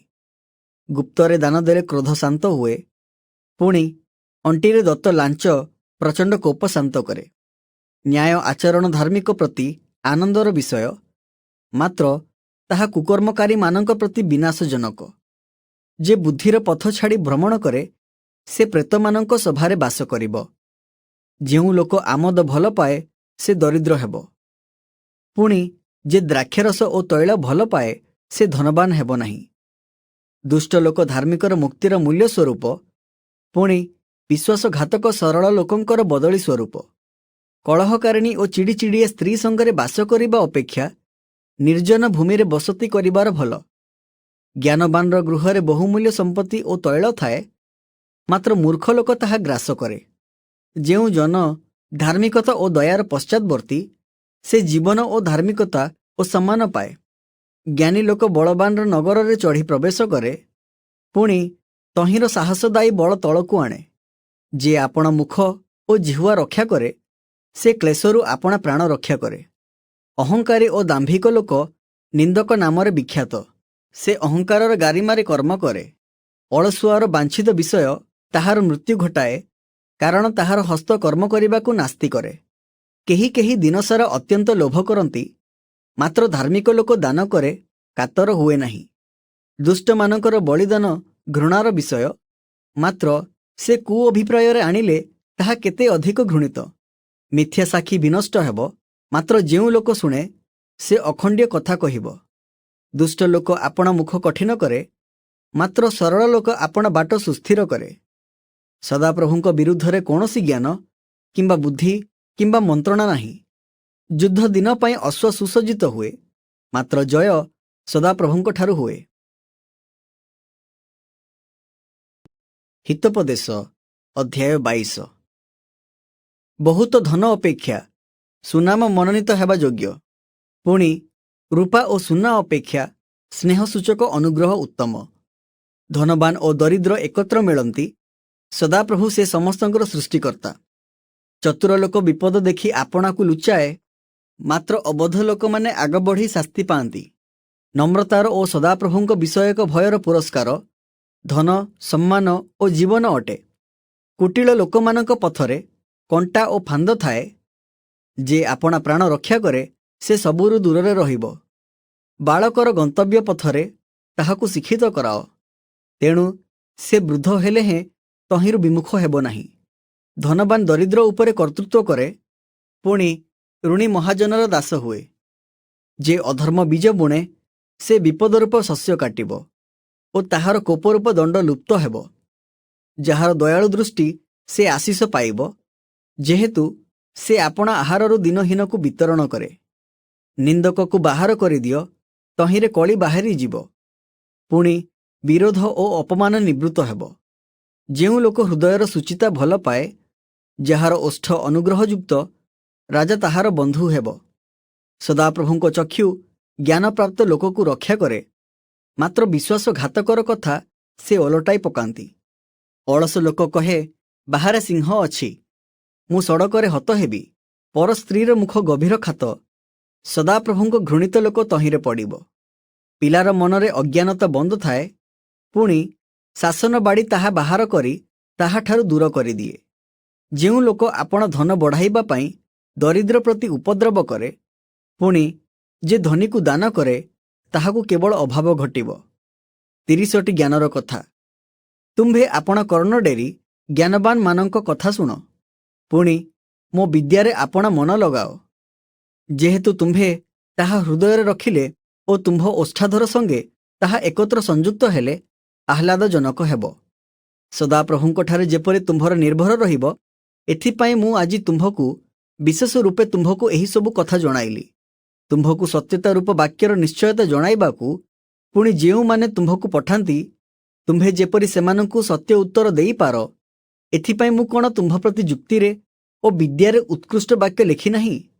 ଦିନହୀନକୁ ଦିନହୀନ ଜାଣି ତାହାର ଦ୍ରବ୍ୟ ହରଣ କର ନାହିଁ, ପୁଣି ନଗର ଦ୍ୱାରରେ ଦୁଃଖୀ ପ୍ରତି ଉପଦ୍ରବ କର ନାହିଁ। ଯେହେତୁ ସଦାପ୍ରଭୁ ସେମାନଙ୍କ ପକ୍ଷରେ ପ୍ରତିବାଦ କରିବେ, ପୁଣି ଯେଉଁମାନେ ସେମାନଙ୍କ ଦ୍ରବ୍ୟ ଅପହରଣ କରିବେ ସେ ସେମାନଙ୍କର ପ୍ରାଣ ଅପହରଣ କରିବେ। ରାଗଶୀଳ ଲୋକ ସଙ୍ଗରେ ମିତ୍ରତା କର ନାହିଁ, ପୁଣି କ୍ରୋଧୀ ଲୋକ ସହିତ ଗମନ କର ନାହିଁ। କଲେ ତୁମ୍ଭେ ଅବା ତାହାର ବାଟ ଶିକ୍ଷା କରି ଆପଣା ପ୍ରାଣ ପାଇଁ ଫାନ୍ଦ ପ୍ରସ୍ତୁତ କରିବ। ଯେଉଁମାନେ ହାତରେ ତାଳି ଦିଅନ୍ତି ଅବା ଋଣୀରେ ଲଗା ହୁଅନ୍ତି, ସେମାନଙ୍କ ମଧ୍ୟରେ ତୁମ୍ଭେ ଜଣେ ହୁଅ ନାହିଁ। ଯେବେ ପରିଶୋଧ କରିବାକୁ ତୁମ୍ଭର କିଛି ନଥାଏ, ତେବେ ସେ କାହିଁକି ତୁମ୍ଭ ତଳରୁ ତୁମ୍ଭର ଶଯ୍ୟା ନେଇଯିବ? ତୁମ୍ଭର ପିତୃପୁରୁଷମାନେ ଯେଉଁ ପୁରାତନ ସୀମା ସ୍ଥାପନ କରିଅଛନ୍ତି ତାହା ଘୁଞ୍ଚାଅ ନାହିଁ। ତୁମ୍ଭେ କି କୌଣସି ଲୋକକୁ ଆପଣା ବ୍ୟବସାୟରେ ତତ୍ପର ଦେଖୁଅଛ? ସେ ରାଜାମାନଙ୍କ ସମ୍ମୁଖରେ ଠିଆ ହେବ, ସେ ନୀଚ ଲୋକଙ୍କ ଆଗରେ ଠିଆ ହେବ ନାହିଁ। ହିତୋପଦେଶ ଅଧ୍ୟାୟ 23। ଯେତେବେଳେ ତୁମ୍ଭେ ଶାସନକର୍ତ୍ତା ସହିତ ଭୋଜନରେ ବସ, ସେତେବେଳେ ତୁମ୍ଭ ସମ୍ମୁଖରେ କିଏ ଅଛି ତାହା ଯତ୍ନପୂର୍ବକ ବିବେଚନା କର। ଯେବେ ତୁମ୍ଭେ ପେଟାର୍ଥୀ ହୁଅ, ତୁମ୍ଭେ ଆପଣା ଗଳାରେ ଛୁରୀ ଆପେ ରଖ। ତାହାର ସୁସ୍ୱାଦୁ ଖାଦ୍ୟକୁ ଲୋଭ କର ନାହିଁ, ଯେହେତୁ ତାହା ପ୍ରବଞ୍ଚନାଜନକ ଖାଦ୍ୟ। ଧନୀ ହେବା ପାଇଁ ଆପଣାକୁ କ୍ଳାନ୍ତ କର ନାହିଁ, ତୁମ୍ଭ ନିଜ ବୁଦ୍ଧିରୁ କ୍ଷାନ୍ତ ହୁଅ। ଯାହା ନାହିଁ ତୁମ୍ଭେ କି ତହିଁ ପ୍ରତି ଆପଣା ଚକ୍ଷୁ ନିର୍ଦ୍ଦେଶ କରିବ? କାରଣ ଆକାଶରେ ଉଡ଼ନ୍ତା ଉତ୍କର୍ଷ ପକ୍ଷୀ ପରି ନିଶ୍ଚୟ ଧନ ଆପଣା ପାଇଁ ପକ୍ଷ କରେ। କୁଦୃଷ୍ଟି ଲୋକର ଆହାର ଖାଅ ନାହିଁ, ପୁଣି ତାହାର ସୁସ୍ୱାଦୁ ଖାଦ୍ୟକୁ ଲୋଭ କର ନାହିଁ। କାରଣ ସେ ଯେ ରୂପ ମନରେ ନିଜେ ଭାବେ ସେ ରୂପ ଅଟେ। ସେ ଖାଅ ପିଅ ବୋଲି ତୁମ୍ଭକୁ କହେ ସତ୍ୟ, ମାତ୍ର ତୁମ୍ଭଠାରେ ତାହାର ମନ ନାହିଁ। ତୁମ୍ଭେ ଯେଉଁ ଅଳ୍ପ ଖାଇଅଛ ତାହା ଉଦ୍ଗାର କରିବ, ପୁଣି ତୁମ୍ଭର ମଧୁର ବାକ୍ୟ ହରାଇବ। ମୂର୍ଖର କର୍ଣ୍ଣଗୋଚରରେ କଥା କୁହ ନାହିଁ, ଯେହେତୁ ସେ ତୁମ୍ଭ ବାକ୍ୟର ବିଜ୍ଞତା ତୁଚ୍ଛ କରିବ। ପୁରାତନ ସୀମା ଘୁଞ୍ଚାଅ ନାହିଁ, ପୁଣି ପିତୃହୀନର କ୍ଷେତ୍ରରେ ପ୍ରବେଶ କର ନାହିଁ। କାରଣ ସେମାନଙ୍କ ମୁକ୍ତିକର୍ତ୍ତା ବଳବାନ, ସେ ତୁମ୍ଭ ସହିତ ସେମାନଙ୍କ ବିବାଦର ପ୍ରତିବାଦ କରିବେ। ଉପଦେଶରେ ତୁମ୍ଭର ମନ ଓ ଜ୍ଞାନର ବାକ୍ୟରେ ତୁମ୍ଭର କର୍ଣ୍ଣ ଦିଅ। ପିଲାକୁ ଶାସ୍ତି ଦେବାକୁ ତ୍ରୁଟି କର ନାହିଁ, ତୁମ୍ଭେ ତାହାକୁ ବାଡ଼ିରେ ମାରିଲେ ହେଁ ସେ ମରିବ ନାହିଁ। ତୁମ୍ଭେ ତାହାକୁ ବାଡ଼ିରେ ମାରିବ ଓ ପାତାଳରୁ ତାହାର ପ୍ରାଣ ରକ୍ଷା କରିବ। ହେ ମୋହର ପୁତ୍ର, ତୁମ୍ଭର ମନ ଜ୍ଞାନୀ ହେଲେ ମୋହର विशेषरे मोहर मन हृष्ट हेब। हाँ, तुम्भ ओष्ठ यथार्थ कथा कहिले मोहर अंतकरण आह्लादित हेब। तुम्भ मन पापी गण को ईर्षा न करू, पुणी तुम्भे समस्त दिन सदाप्रभुंक प्रति भୟରେ थाओ, कारण पुरस्कार नितांत अछि ओ तुम्भर भरोसा उच्छिन्न हेब नाही। हे मोहर पुत्र, शुण, ज्ञानी हुओ, पुणी तुम्भ मनकु सत्पथरे कढ़ाई नियो। द्राक्षारसरे आसक्त ओ पेटार्थी मांस भोक्तामानक संगी हुओ नाही, कारण मतुआला ओ पेटुक दरिद्र हेबे, पुणी घुमा मनुष्यकु चिराकन्ना पिंधाइब। तुम्भ जन्मदाता पितार कथा शुण, पुणी माता वृद्धा हेले ताहाकु तुच्छ कर नाही। सत्यता किण, पुणी ताहा बिक नाही। ज्ञान, उपदेश ओ सुविवेचना किण। धार्मिकर पिता अतिशय आनंद करे, पुणी ज्ञानी संतानर जन्मदाता ताहा हेतु हृष्ट हुए। तुम्भर पिता और तुम्भर माता हृष्ट हेउंतु, तुम्भर गर्भधारिणी आनंद करू। हे मोहर पुत्र, तुम्भ हृदय मते दिय, पुणी तुम्भ चक्षु मो पथरे तुष्ट हेउ। कारण बेश्या गभीर खात, पुणी परस्त्री संकीर्ण कूप अटे। आहुरी से डकायत परि छकी बसे, पुणी मनुष्य मानक मध्यरे विश्वासघातक मानक संख्या बढ़ाए। काहार हाहाकार, काहार ओकार, काहार कଳି, काहार बकाबकी, काहार अकारण क्षत, काहार रक्तवर्ण चक्षु, जेउ माने द्राक्षारस पानरे बहु काल बसी थांती, जेउ माने मिश्रित सुरा खोजी बुलंती, से मानकर। द्राक्षारस रंगिया हेले, पात्ररे चकमकाइले ओ सहजे गोला धरण हेले तुम्भे ताकू अनाओ नाही। शेषरे ताहा सर्प परि कामुड़े ओ काल सर्प तुल्य दंशन करे। तुम्भर चक्षु विपरीत विषय देखिब, तुम्भ हृदय कुटिल कथा कहिब। पुणी तुम्भे समुद्र मध्यरे शयनकारी, किए बा जहाजर मास्तुल उपरे शयनकारी लोक तुल्य हेब। तुम्भे कहिब, सेमाने मते माइले मात्र मु क्षति पाई नाही, सेमाने मते प्रहार कले मात्र मु किछि जानि नाही। मु केबे जागिबी, पुनर्बार मु ताहा खोजिबी। हितोपदेश अध्याय 24। तुम्भे मंद लोक मानक प्रति ईर्षा कर नाही, पुणी सेमानकर संगी हेबाकु बांछा कर नाही, कारण सेमानक अंतकरण दौरात्म्य कल्पना करे, पुणी सेमानक ओष्ठ अनिष्ट कथा कहे। ज्ञानरे गृह निर्मित हुए ओ बुद्धिरे ताहा स्थिर हुए। ज्ञानरे ताहार कोठरी सबु बहुमूल्य ओ मनोरम वस्तुरे परिपूर्ण हुए। ज्ञानवान लोक बलवान, पुणी विद्वान लोक बल बढ़ाए। अवश्य तुम्भे भल परामर्श घेनी आपण युद्ध करिब, आउ मंत्री मानक बाहुल्ୟରେ रक्षा हुए। अज्ञान प्रति ज्ञान अति उच्च, से नगर द्वारे आपण मुख फिटाए नाही। जेउ लोक मंद करिबाकु चिंता करे, लोकमाने ताहाकु कुसंधानी बोली कहिबे। अज्ञानर संकल्प पापयुक्त, पुणी निंदक मनुष्य मानक निकटरे घृणित। विपदर दिनरे तुम्भे जेबे साहसहीन हेब, तेबे तुम्भर शक्ति अल्प। मृत्यु निमंते नियाजिबा लोकमानंकु उद्धार कर ओ हत हेबा निमंते उद्यत लोकमानंकु रक्षा करिबा पई क्षांत हुओ नाही। जदि तुम्भे कुह, देख आम्भे माने एहा जानि नाहु, तेबे अंतकरण तौलिबा कर्ता कोन ताहा बुझंती नाही, पुणी तुम्भ प्राणर रक्षाकर्ता कोन ताहा जानती नाही। आउ से कोन प्रतिजणकु आपणा कर्मानुसारे प्रतिफल देबे नाही। हे मोहर पुत्र, तुम्भे मधु खाओ, जेहेतु ताहा भल, पुणी मधुचाक खाओ, जेहेतु ताहा तुम्भ तुंडकु सुस्वादु लागिब। ज्ञान तुम्भ प्राण प्रति सेही प्रकार बोली तुम्भे जानिब। तुम्भे ताहा पाइले पुरस्कार थिबारु तुम्भर भरोसा उच्छिन्न हेब नाही। हे दुष्ट लोक, तुम्भे धार्मिकर बासस्थान विरुद्धरे छकी बस नाही, ताहार विश्राम स्थान लुट कर नाही। जेणु धार्मिक 7 थर पड़िले हें पुनर्बार उठे, मात्र दुष्ट माने विपदरे झुंटी पड़ती। तुम्भर शत्रु पतित हेले आनंद कर नाही, मध्य से झुंटी पड़िले तुम्भर चित्त हृष्ट न हेउ। के जाने सदाप्रभु ताहा देखि असंतुष्ट हुवंती ओ ताहाठारु आपण क्रोध फेरांती। मंद कर्मकारी मानक सकाशु विरक्त हुओ नाही, पुणी दुष्ट मानक प्रति ईर्षा कर नाही, कारण मंद लोकर कौनसी पुरस्कार हेब नाही ओ दुष्ट मानकर प्रदीप निभाजिब। हे मोहर पुत्र, सदाप्रभुंकु ओ राजांकु भय कर, पुणी चंचलमती मानक संगरे लिप्त हुओ नाही, कारण हठात सेमानकर विपद घटिब। पुणी ସେହି ଉଭୟର ସଂହାର କିଏ ଜାଣେ? ଏସବୁ ମଧ୍ୟ ଜ୍ଞାନୀମାନଙ୍କ କଥା। ବିଚାରରେ ମନୁଷ୍ୟର ମୁଖାପେକ୍ଷା କରିବା ଭଲ ନୁହେଁ। ଦୁଷ୍ଟକୁ ଯେ କହେ ତୁମ୍ଭେ ଧାର୍ମିକ, ତାହାକୁ ଲୋକେ ଅଭିଶାପ ଦେବେ। ଗୋଷ୍ଠୀୟମାନେ ତାହାକୁ ଘୃଣା କରିବେ। ମାତ୍ର ଯେଉଁମାନେ ତାହାକୁ ଅନୁଯୋଗ କରନ୍ତି ସେମାନଙ୍କର ଆନନ୍ଦ ହେବ। ପୁଣି ଉତ୍ତମ ଆଶୀର୍ବାଦ ସେମାନଙ୍କ ଉପରେ ବର୍ତ୍ତେ। ଯେ ଯଥାର୍ଥ ଉତ୍ତର ଦିଏ ସେ ଓଷ୍ଠାଧର ଚୁମ୍ବନ କରେ। ବାହାରେ ତୁମ୍ଭ କାର୍ଯ୍ୟର ଆୟୋଜନ କର। କ୍ଷେତ୍ରରେ ଆପଣା ନିମନ୍ତେ ତାହା ପ୍ରସ୍ତୁତ କର। ତହିଁ ଉତ୍ତାରେ ଆପଣା ଗୃହ ନିର୍ମାଣ କର। ଅକାରଣରେ ତୁମ୍ଭ ପ୍ରତିବାସୀ ବିପକ୍ଷରେ ସାକ୍ଷୀ ହୁଅ ନାହିଁ ଓ ତୁମ୍ଭ ଓଷ୍ଠ ଦ୍ୱାରା ପ୍ରତାରଣା କର ନାହିଁ। ସେ ମୋ ପ୍ରତି ଯେପରି କରିଅଛି ତାହା ପ୍ରତି ମୁଁ ସେପରି କରିବି ଓ ତାହାର କର୍ମାନୁସାରେ ମୁଁ ତାହାକୁ ପ୍ରତିଫଳ ଦେବି। ଏ ରୂପ କୁହ ନାହିଁ। ମୁଁ ଅଳସୁଆର କ୍ଷେତ୍ର ଓ ନିର୍ବୋଧ ଲୋକର ଦ୍ରାକ୍ଷ କ୍ଷେତ୍ର ନିକଟ ଦେଇ ଗଲି। ପୁଣି ଦେଖ, ତହିଁର ସବୁଆଡ଼େ କଣ୍ଟା ବଢ଼ିଅଛି ଓ ବିଛୁଆତି ତହିଁ ଉପରେ ବ୍ୟାପ୍ତ ଅଛି। ତହିଁର ପଥର ପାଚେରୀ ସବୁ ଭଗ୍ନ ହୋଇଅଛି। ତହୁଁ ମୁଁ ଅନାଇଲି, ପୁଣି ମନୋଯୋଗ କଲି। ମୁଁ ଦେଖିଲି ଓ ଉପଦେଶ ପାଇଲି। ଆଉ ଟିକିଏ ଶୋଇଲେ, ଆଉ ଟିକିଏ ଢୁଳାଇଲେ, ଆଉ ଟିକିଏ ନିଦ୍ରା ଯିବା ପାଇଁ ହାତ ଭିଡ଼ି ମୋଡ଼ି ହେଲେ।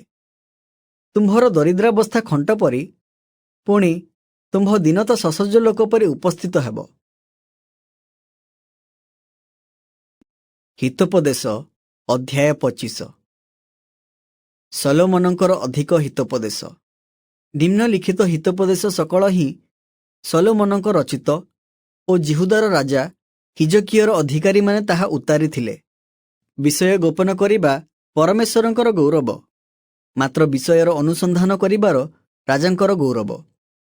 ଉଚ୍ଚତା ହେତୁ ସ୍ୱର୍ଗ ଓ ଗଭୀରତା ହେତୁ ପୃଥିବୀ, ଆଉ ରାଜାମାନଙ୍କ ହୃଦୟ ବୋଧାଗମ୍ୟ।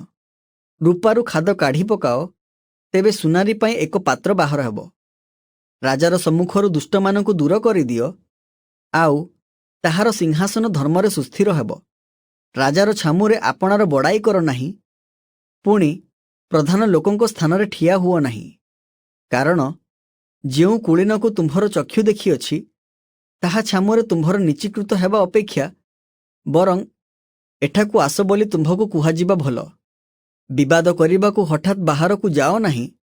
ଗଲେ ତହିଁର ଶେଷରେ ତୁମ୍ଭ ପ୍ରତିବାସୀ ତୁମ୍ଭକୁ ଲଜ୍ଜିତ କଲା ଉତ୍ତାରେ ତୁମ୍ଭେ କ'ଣ କରିବ? ଆପଣା ପ୍ରତିବାସୀ ସହିତ ଆପଣା ବିବାଦର ପ୍ରତିବାଦ କର, ପୁଣି ପରର ଗୋପନୀୟ କଥା ପ୍ରକାଶ କର ନାହିଁ। ନୋହିଲେ ଶ୍ରବଣକାରୀ ତୁମ୍ଭକୁ ତିରସ୍କାର କଲେ ତୁମ୍ଭ ଅଖ୍ୟାତି ଘୁଞ୍ଚା ନୋହିବ। ଯଥୋଚିତ ମତେ କଥିତ ବାକ୍ୟ ରୂପା ପାତ୍ରରେ ସୁବର୍ଣ୍ଣ ନାରଙ୍ଗ ତୁଲ୍ୟ।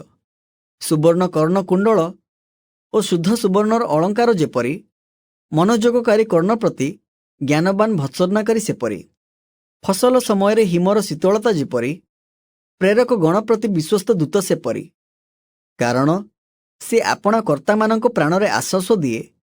ବୃଷ୍ଟିହୀନ ମେଘ ଓ ବାୟୁ ଯେପରି, ଆପଣା ଦାନ ବିଷୟରେ ମିଥ୍ୟା ଦର୍ପକାରୀ ସେପରି। ଦୀର୍ଘ ସହିଷ୍ଣୁତା ଦ୍ୱାରା ଶାସନକର୍ତ୍ତା ମଣାଯାଏ, ପୁଣି କୋମଳ ଜିହ୍ୱା ଅସ୍ଥି ଭଗ୍ନ କରେ। ତୁମ୍ଭେ କି ମଧୁ ପାଇଅଛ? ତୁମ୍ଭର ଯେତିକି ଯଥେଷ୍ଟ ସେତିକି ଖାଅ। ବହୁତ ଖାଇଲେ ତୁମ୍ଭେ ତାହା ଉଦ୍ଗାର କରି ପକାଇବ। ତୁମ୍ଭର ପାଦ ତୁମ୍ଭ ପ୍ରତିବାସୀର ଗୃହରେ କ୍ୱଚିତ ପଡ଼ୁ। ନୋହିଲେ ତୁମ୍ଭ ବିଷୟରେ କ୍ଳାନ୍ତ ହୋଇ ସେ ତୁମ୍ଭକୁ ଘୃଣା କରିବ। ପ୍ରତିବାସୀ ବିରୁଦ୍ଧରେ ଯେ ମିଥ୍ୟା ସାକ୍ଷ୍ୟ ଦିଏ, ସେ ଗଦା, ଖଡ଼୍ଗ ଓ ତୀକ୍ଷ୍ଣ ତୀର ସ୍ୱରୂପ। ଦୁର୍ଦ୍ଦଶା ସମୟରେ ବିଶ୍ୱାସଘାତକ ଲୋକଠାରେ ବିଶ୍ୱାସ ଭଗ୍ନଦନ୍ତ ଓ ଖଞ୍ଜଖସା ଚରଣ ତୁଲ୍ୟ। ଶୀତକାଳରେ ବସ୍ତ୍ର କାଢ଼ି ନେବା ଓ ଘା ଉପରେ ଅମ୍ଳରସ ମିଶାଇବା ଲୋକ ଯେପରି, ଦୁଃଖିତ ମନ ନିକଟରେ ଗୀତ ଗାଇବା ଲୋକ ସେପରି। ତୁମ୍ଭର ଶତ୍ରୁ କ୍ଷୁଧିତ ହେଲେ ତାହାକୁ ଅନ୍ନ ଭୋଜନ କରାଅ, ପୁଣି ସେ ତୃଷିତ ହେଲେ ତାହାକୁ ଜଳପାନ କରାଅ। ତହିଁରେ ତୁମ୍ଭେ ତାହାର ମସ୍ତକରେ ଜଳ ଅଙ୍ଗାର ରାଶି କରି ଥୋଇବ, ପୁଣି ସଦାପ୍ରଭୁ ତୁମ୍ଭକୁ ପୁରସ୍କାର ଦେବେ। ଯେପରି ଉତ୍ତରୀୟ ବାୟୁ ବୃଷ୍ଟିର ଉତ୍ପାଦକ, ସେପରି ଖଚୁଆର ଜିହ୍ୱା କ୍ରୋଧ ଦୃଷ୍ଟିର ଉତ୍ପାଦକ। କଳିହୁଡ଼ି ସ୍ତ୍ରୀ ସଙ୍ଗରେ ଏକା ଗୃହରେ ବାସ କରିବା ଅପେକ୍ଷା ଛାତର ଏକ କୋଣରେ ବାସ କରିବାର ଭଲ। ତୃଷିତ ପ୍ରାଣକୁ ଶୀତଳ ଜଳ ଯେ ରୂପ, ଦୂର ଦେଶରୁ ସୁସମାଚାର ସେ ରୂପ। ଗୋଳିଆ ଜଳାଶୟ ଓ ମଳିନ ନିର୍ଝର ଯେ ରୂପ, ଦୁଷ୍ଟ ଲୋକ ଆଗରେ ବିଚଳିତ ଧାର୍ମିକ ସେ ରୂପ। ବହୁତ ମହୁ ଖାଇବାର ଯେପରି ଭଲ ନୁହେଁ, ସେପରି ମନୁଷ୍ୟମାନେ आपण गौरव अनुसंधान करिबार गौरव नुहे, जार आत्म अटक माने नहीं से भग्न और प्राचीरहीन नगर तुल्य। हितोपदेश अध्याय 26। जेपरी ग्रीष्म काल हिम और फसल समय वृष्टि, सेपरी मूर्ख को सम्मान अनुपयुक्त। जेपरी घर चटिया भ्रमण करुथिबा बेले और ताल चंच उड़ुथिबा बेले, सेपरी अकारण रे दत्त अभिशाप निकट को आसे नहीं।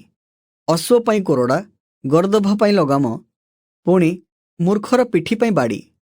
मूर्ख को ताहार अज्ञानतानुसारे उत्तर दियो नहीं, देले तुम्भे मध्य ताहार समान हेबो। मूर्ख को ताहार अज्ञानतानुसारे उत्तर दियो, नहिले से आपणा दृष्टि रे आपण को ज्ञानी बोध करिवो।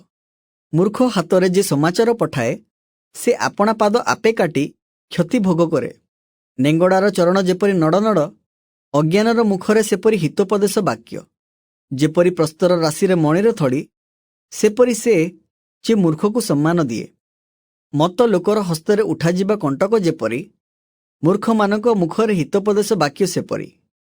बाणुआ जेपरी समस्त को क्षत विक्षत करे, सेपरी सही लोक जे मूर्ख को वेतन दिए और जे पथिक को वेतन दिए। आपणा बांती प्रति फेरिबा कुकुर जेपरी, पुनः पुनः आपणा अज्ञानतार कर्म करिबा मूर्ख सेपरी। जे आपणा दृष्टि रे ज्ञानी एपरी लोक को देखुअछ कि, ताहा अपेक्षा मूर्ख विषय रे अधिक भरोसा अछि। अलसुआ कहे बाटरे सिंह अछि, सड़करे सिंह अछि। जेपरी कब्जारे कबाट बुले, सेपरी अलसुआ आपण सज्जारे थाई करे। अलसुआ थाली रे हाथ बुड़ाई आउ थरे ताहा मुख को नेबाकू थकी जाए। 7 जन सुविचार सिद्ध उत्तरकारी अपेक्षा अलसुआ आपण दृष्टि रे ज्ञानवान। जेउ लोक पथरे जाऊ जाऊ आपणार असंख्य विवादरे रागान्वित हुए, से कुकुर कान धरिबा लोक तुल्य। अग्निबाण, तीर और मृत्यु निक्षेपकारी बातुल जेपरी, आपण प्रतिवासी को जेउ लोक भुलाई कहे, मु कोन कौतुक करू नहीं, से सेपरी।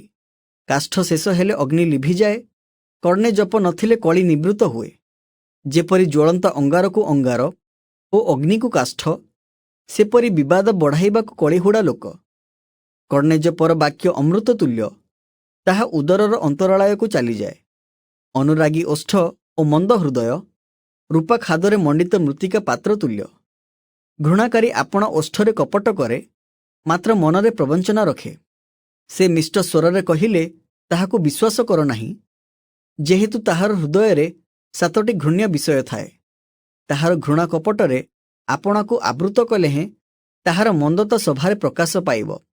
जे खात खोले से आपे तही भितरे पड़िब, पुणी जे पथर गड़ाए ताहा ताहार उपरकू नेउटिब। मिथ्यावादी जिह्वा जाहाको चूर्ण करे, ताहाको ही घृणा करे, पुणी चाटुबादी मुख सर्वनाश जन्माए।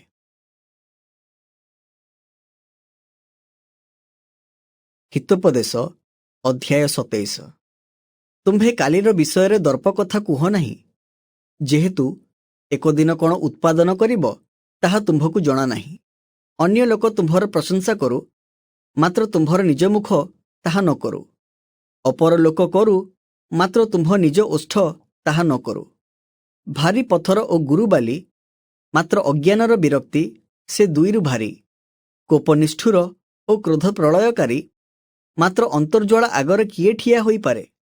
गुप्त प्रेम ठारू प्रकाशित अनुजोग भल। प्रेमकार्यर क्षत विश्वसनीय, मात्र शत्रुर चुंबन बहुल। तृप्त प्राणी मुहु चाक को घृणा करे, मात्र क्षुधार्त प्राणी को तिक्त द्रव्य सबु मिष्ट। जेउ लोक आपण स्थान छाड़ी भ्रमण करे, से बसारु भ्रमणकारी पक्षीर तुल्य। तैल और सुगंधी धूप मन को आह्लादित करे, मनर मंत्रणारु जात मित्रर मिष्टता तद्रूप करे। निजर बंधु को और पितार बंधु को त्याग कर नहीं, पुणी तुम्भर विपद दिन रे आपणा भाईर गृह को जाओ नहीं। दूरस्थ भाईटारू निकटस्थ प्रतिवासी भल। हे मोहर पुत्र, ज्ञानवान हुओ और मो मन को आह्लादित कर। तहिरे मु आपणा निंदक को उत्तर देई पारिबी। चतुर लोक विपद देखि आपणा को लुचाए, मात्र असतर्क लोक आग बढ़ी शास्ति पाए। अपरिचित लोक पाई जे लगा हुए ताहार वस्त्र निय, पुणी जे परस्त्री पाई जामिन हुए ताहाको बंधक रख। ଯେଉଁ ଲୋକ ଅତି ପ୍ରଭାତରୁ ଉଠି ଆପଣା ମିତ୍ରକୁ ଉଚ୍ଚ ରବରେ ଆଶୀର୍ବାଦ କରେ, ତାହାର ସେହି କର୍ମ ତାହା ପ୍ରତି ଅଭିଶାପ ରୂପେ ଗଣିତ ହେବ। ଭାରି ବୃଷ୍ଟି ଦିନରେ ଅବିରତ ବିନ୍ଦୁପାତ ଓ କଳିହୁଡ଼ି ସ୍ତ୍ରୀ ଏ ଦୁଇ ଏକ ସମାନ ଅଟନ୍ତି। ଯେ ତାକୁ ଅଟକାଏ ସେ ବାୟୁକୁ ଅଟକାଏ ଓ ତାହାର ଦକ୍ଷିଣ ହସ୍ତ ତୈଳ ଉପରେ ପଡ଼େ। ଯେପରି ଲୁହା ଲୁହାକୁ ସତେଜ କରେ, ସେପରି ମନୁଷ୍ୟ ଆପଣା ବନ୍ଧୁର ମୁଖ ସତେଜ କରେ। ଯେ କେହି ଡିମ୍ବିରି ବୃକ୍ଷ ରକ୍ଷା କରେ, ସେ ତହିଁର ଫଳ ଖାଏ। ପୁଣି ଯେ ଆପଣା ପ୍ରଭୁ ପ୍ରତି ମନୋଯୋଗୀ ଥାଏ, ସେ ସମ୍ମାନ ପାଏ। ଯେପରି ଜଳ ମୁଖକୁ ମୁଖ ଦେଖାଏ, ସେପରି ହୃଦୟ ମନୁଷ୍ୟକୁ ମନୁଷ୍ୟ ଦେଖାଏ। ଯେପରି ପାତାଳ ଓ ବିନାଶ ସ୍ଥାନ କେତେବେଳେ ତୃପ୍ତ ନୁହେଁ, ସେପରି ମନୁଷ୍ୟର ଇଚ୍ଛା ସକଳ କେତେବେଳେ ତୃପ୍ତ ନୁହେଁ।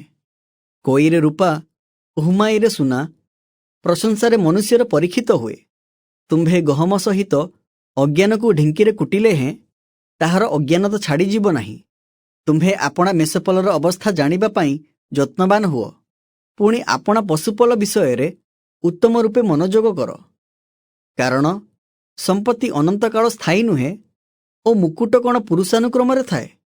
ଘାସ କଟା ହେଲେ କଅଁଳ ଘାସ ପ୍ରକାଶ ପାଏ, ଆଉ ପର୍ବତମାନର ତୃଣ ସଂଗୃହୀତ ହୁଏ।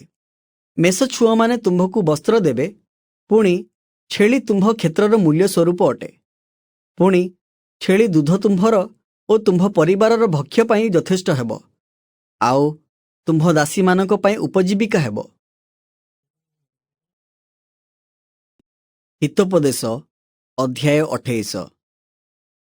କେହି ନ ଗୋଡ଼ାଇଲେ ହେଁ ଦୁଷ୍ଟ ପଳାଏ, ମାତ୍ର ଧାର୍ମିକମାନେ ସିଂହ ପରି ସାହସିକ। ଦେଶର ଅଧର୍ମ ସକାଶୁ ତହିଁର ଅଧିପତି ଅନେକ ହୁଅନ୍ତି, ମାତ୍ର ବୁଦ୍ଧିମାନ ଓ ଜ୍ଞାନବାନ ଲୋକମାନଙ୍କ ଦ୍ୱାରା ତହିଁର ସ୍ଥିରତା ଦୀର୍ଘ ହୁଏ। ଯେଉଁ ଦରିଦ୍ର ଲୋକ ଦିନହୀନକୁ ଉପଦ୍ରବ କରେ, ସେ ପ୍ଲାବନକାରୀ ବୃଷ୍ଟି ପରି। ତହିଁରେ ଭକ୍ଷ୍ୟର ଅଭାବ ଘଟେ। ବ୍ୟବସ୍ଥା ତ୍ୟାଗକାରୀମାନେ ଦୁଷ୍ଟମାନଙ୍କୁ ପ୍ରଶଂସା କରନ୍ତି, ପୁଣି ଆଜ୍ଞା ପାଳିବା ଲୋକମାନେ ସେମାନଙ୍କ ସହିତ ବିରୋଧ କରନ୍ତି। ମନ୍ଦ ଲୋକମାନେ ନ୍ୟାୟ ବୁଝନ୍ତି ନାହିଁ, ମାତ୍ର ସଦାପ୍ରଭୁଙ୍କ ଅନ୍ୱେଷଣକାରୀମାନେ ସବୁ ବିଷୟ ବୁଝନ୍ତି। ଦୁଇ ପଥଗାମୀ କୁଟିଳ ଲୋକ ଧନୀ ହେଲେ ହେଁ ତାହା ଅପେକ୍ଷା ଆପଣା ସିଦ୍ଧତାରେ ଗମନକାରୀ ଦରିଦ୍ର ଲୋକ ଭଲ। ଯେ ବ୍ୟବସ୍ଥା ମାନେ ସେ ବୁଦ୍ଧିମାନ ପୁତ୍ର। ପୁଣି ଯେ ପେଟାର୍ଥୀମାନଙ୍କର ସଙ୍ଗୀ ହୁଏ, ସେ ଆପଣା ପିତାକୁ ଲଜ୍ଜା ଦିଏ। ଯେଉଁ ଲୋକ ସୁଧ ଓ ବୃଦ୍ଧି ଦ୍ୱାରା ଆପଣା ସମ୍ପତ୍ତି ବୃଦ୍ଧି କରେ, ସେ ଦିନହୀନ ପ୍ରତି ଦୟାକାରୀ ପାଇଁ ତାହା ସଞ୍ଚୟ କରେ। ଯେଉଁ ଲୋକ ବ୍ୟବସ୍ଥା ଶୁଣିବାରୁ ଆପଣା କର୍ଣ୍ଣ ଫେରାଏ, ତାହାର ପ୍ରାର୍ଥନା ହିଁ ଘୃଣାର ବିଷୟ ହୁଏ। ଯେଉଁ ଲୋକ ସରଳ ଲୋକକୁ ମନ୍ଦ ପଥରେ ଯିବାକୁ ଭୁଲାଏ, ସେ ସ୍ୱକୃତ ଖାତରେ ଆପେ ପଡ଼ିବ, ମାତ୍ର ସିଦ୍ଧ ଲୋକେ ମଙ୍ଗଳ ଅଧିକାର କରିବେ। ଧନବାନ ଆପଣା ଦୃଷ୍ଟିରେ ଜ୍ଞାନବାନ, ମାତ୍ର ବୁଦ୍ଧିମାନ ଦିନହୀନ ଲୋକ ତାହାର ପରିଚୟ ନିଏ। ଧାର୍ମିକମାନେ ଜୟ କଲେ ମହା ଗୌରବ ହୁଏ, ମାତ୍ର ଦୁଷ୍ଟମାନଙ୍କର ଉନ୍ନତି ହେଲେ ଲୋକେ ଆପଣାକୁ ଲୁଚାନ୍ତି। ଯେ ଆପଣା ଅଧର୍ମ ଆଚ୍ଛାଦନ କରେ, ସେ ମଙ୍ଗଳ ପାଏ ନାହିଁ, ମାତ୍ର ଯେଉଁ ଲୋକ ତାହା ସ୍ୱୀକାର କରି ଛାଡ଼େ, ସେ ଦୟା ପାଇବ। ଯେଉଁ ଲୋକ ସବୁବେଳେ କୁକର୍ମ କରିବାକୁ ଭୟ ରଖେ, ସେ ଧନ୍ୟ, ମାତ୍ର ଯେ ଆପଣା ମନକୁ କଠିନ କରେ, ସେ ଆପଦରେ ପଡ଼ିବ। ଯେପରି ଗର୍ଜନକାରୀ ସିଂହ ଓ ଭ୍ରମଣକାରୀ ଭାଲୁ, ସେପରି ଦିନହୀନ ପ୍ରଜାଙ୍କ ଉପରେ ଦୁଷ୍ଟକର୍ତ୍ତା। ଯେଉଁ ଅଧ୍ୟକ୍ଷ ବୁଦ୍ଧିହୀନ, ସେ ମଧ୍ୟ ଅତି ଉପଦ୍ରବୀ ହୁଏ, ମାତ୍ର ଯେ ଲୋଭକୁ ଘୃଣା କରେ, ସେ ଆପଣା ଦିନ ବଢ଼ାଇବ। ଯେଉଁ ଲୋକ କୌଣସି ଲୋକର ରକ୍ତରେ ଭାରଗ୍ରସ୍ତ ହୁଏ, ସେ ଗର୍ତ୍ତ ପର୍ଯ୍ୟନ୍ତ ପଳାଇବ, କେହି ତାହାକୁ ନ ଅଟକାଉ। ଯେଉଁ ଲୋକ ସିଦ୍ଧ ଭାବରେ ଚାଲେ, ସେ ରକ୍ଷା ପାଏ, ମାତ୍ର ଆପଣା ପଥରେ କୁଟିଳ ଲୋକ ଅକସ୍ମାତ୍ ପଡ଼ିବ। ଆପଣା ଭୂମି ଯେ ଚଷେ, ସେ ଯଥେଷ୍ଟ ଆହାର ପାଇବ। ପୁଣି ଯେ ଅସାର ଲୋକଙ୍କର ଅନୁଗାମୀ ହୁଏ, ତାହାର ଯଥେଷ୍ଟ ଦରିଦ୍ରତା ହେବ। ବିଶ୍ୱସ୍ତ ଲୋକ ଆଶୀର୍ବାଦରେ ବର୍ଦ୍ଧିଷ୍ଣୁ ହେବ, ମାତ୍ର ଯେ ଧନବାନ ହେବାକୁ ଅତି ଉଦ୍ୟମ କରେ, ସେ ଅଦଣ୍ଡିତ ନୋହିବ। ମୁଖାପେକ୍ଷା କରିବା ଭଲ ନୁହେଁ, କିଏବା ଖଣ୍ଡେ ରୁଟି ପାଇଁ ଅଧର୍ମ କରିବା ଭଲ ନୁହେଁ। କୁଦୃଷ୍ଟି ଲୋକ ସମ୍ପତ୍ତି ପଛେ ଦୌଡ଼େ, ମାତ୍ର ତାହାକୁ ଅଭାବ ଆକ୍ରମଣ କରିବ ବୋଲି ସେ ଜାଣେ ନାହିଁ। ଜିହ୍ୱାରେ ଚାଟୁବାଦ କରିବା ଲୋକ ଅପେକ୍ଷା ମନୁଷ୍ୟକୁ ଅନୁଯୋଗ କରିବା ଲୋକ ଶେଷରେ ଅଧିକ ଅନୁଗ୍ରହ ପାଏ। ଯେ ଆପଣା ପିତା କିମ୍ବା ମାତାର ଦ୍ରବ୍ୟ ଅପହରଣ କରି କହେ, ଏଥିରେ କିଛି ଅଧର୍ମ ନାହିଁ, ସେ ସଂହାର କର ସଙ୍ଗୀ। ବହୁ ପ୍ରତ୍ୟାଶୀ ପ୍ରାଣ ବିବାଦ ଜନ୍ମାଏ, ମାତ୍ର ଯେ ସଦାପ୍ରଭୁଙ୍କ ଉପରେ ନିର୍ଭର ରଖେ, ସେ ହୃଷ୍ଟପୁଷ୍ଟ ହେବ। ଯେ ଆପଣା ଅନ୍ତଃକରଣରେ ନିର୍ଭର ରଖେ, ସେ ମୂର୍ଖ, ମାତ୍ର जे ज्ञान चले से रक्षा पाइब। जे दरिद्र को दान करे ताहार अभाव हेब नाही, मात्र जे आपण चक्षु मुदे से अनेक अभिशाप पाइब। दुष्ट माने उन्नत हेले लोके आपणा मानंकु लुचांती, मात्र सेमाने विनष्ट हेले धार्मिक गण वर्धिष्णु हुअंती। हितोपदेश अध्याय 29। जेउ लोक थरकु थर अनुजोग पाइले हैं आपण ग्रीवा शक्त करे से प्रतिकार बिनु हठात भग्न हेब। धार्मिक माने वर्धिष्णु हेले लोक माने आनंद करती, मात्र दुष्ट लोक कर्तृत्व पाइले लोक माने आर्तस्वर करती। जेउ लोक ज्ञान को स्नेह करे से आपणा पिता को आनंदित करे, मात्र जे बेश्या मानंक ठारे अनुरक्त से आपण संपत्ति उड़ाई दिए। राजा सुविचार द्वारा देश सुस्थिर करे, मात्र जे उपहार प्रिय से ताहा उजाड़ी पकाए।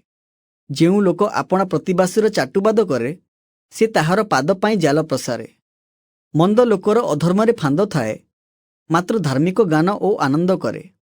धार्मिक लोक दिनहीन मानक गुहारी विषय विज्ञ, मात्र ताहा जानिबा पाई दुष्ट लोकर बुद्धि नाही। निंदक माने नगर को प्रज्वलित करती, मात्र ज्ञानी माने क्रोध निवारण करती। अज्ञान सहित ज्ञानवान विवाद हेले से क्रोध कले कि हसिले किछि शांति नाही। रक्तपात प्रिय लोक माने सिद्ध व्यक्ति को घृणा करती, पुणी से माने सरल लोकर प्राण खोजती।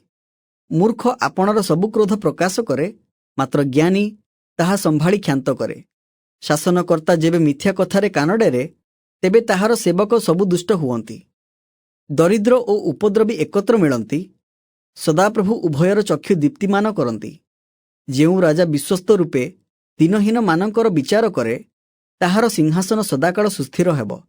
बाड़ी ओ अनुजोग ज्ञान दिए, मात्र पिलाकु ताहार इच्छारे छाड़ीदेले से ताहार माताकु लज्जा दिए। दुष्ट लोक माने वर्धिष्णु हेले अधर्म बढ़े, मात्र धार्मिक माने सेमानकर निपात देखिबे। आपणा पुत्र को शास्ति देले से तुम्भको शांति देव, पुणी से तुम्भ प्राण को सुख देव। ईश्वरीय प्रत्यादेश अभाव लोक माने विनष्ट हुअंती, मात्र जेउ लोक व्यवस्था पाळे से धन्य। कथा मात्ररे दासर दमन हुए नाही, जेहेतु से बुझिले हैं मनोजोग करे नाही। तुम्भे की कथारे चंचल लोक को देखुअछ, ताहा अपेक्षा मूर्ख विषय अधिक भरोसा अछि। जे पिलादिनु आपणा दास को गेला करी पाळे, शेषरे सेही दास ताहार पुत्र होई उठे। क्रोधी लोक विवाद जन्माए, पुणी रागांध लोक बहुत अधर्म करे। मनुष्यर अहंकार ताहाकु नत करिब, मात्र जाहार आत्मा विनत से सम्मान पाइब। चोरर भागी आपणा प्राण को घृणा करे, से राण कराइबार कथा शुणे किंतु किछि प्रकाश करे नाही। लोक भय फांदजनक, मात्र सदाप्रभुंक ठारे जे निर्भर रखे से सुरक्षित हेब। अनेके शासनकर्तार अनुग्रह चाहती, मात्र मनुष्यर विचार सदाप्रभुंक ठारु हुए। अधर्मकारी लोक धार्मिकर घृणा विषय, पुणी सरल पथगामी दुष्ट लोकर घृणा विषय हुए। हितोपदेश अध्याय 30। आगुरर कथा। जाकीर पुत्र आगुरर कथा अर्थ भारोक्ति। से मनुष्य इथिएल को अर्थात इथिएल ओ उकल को कहे, अवश्य मु मनुष्य अपेक्षा पशुवत, पुणी मो ठारे मनुष्यर विवेचना नहीं। मु ज्ञान शिखी नहीं, अबा धर्मस्वरूपंक विषयक विद्या मो ठारे नहीं। किए स्वर्गारोहण करी सेठारु अवरोहण करिअछि? किए आपण मुष्टिरे वायु एकत्र करिअछि? किए आपण वस्त्ररे जलसमूह को बांधी अछि? किए पृथ्वीर सबु सीमा निरूपण करिअछि? ताहांकर नाम कौन? ताहांक पुत्रर नाम कौन? एहा जेबे जाण तेबे कुह। परमेश्वरंकर प्रत्येक वाक्य परीक्षा सिद्ध। जेउ माने ताहांकर आश्रय नियंती से सेमानंकर ढाल।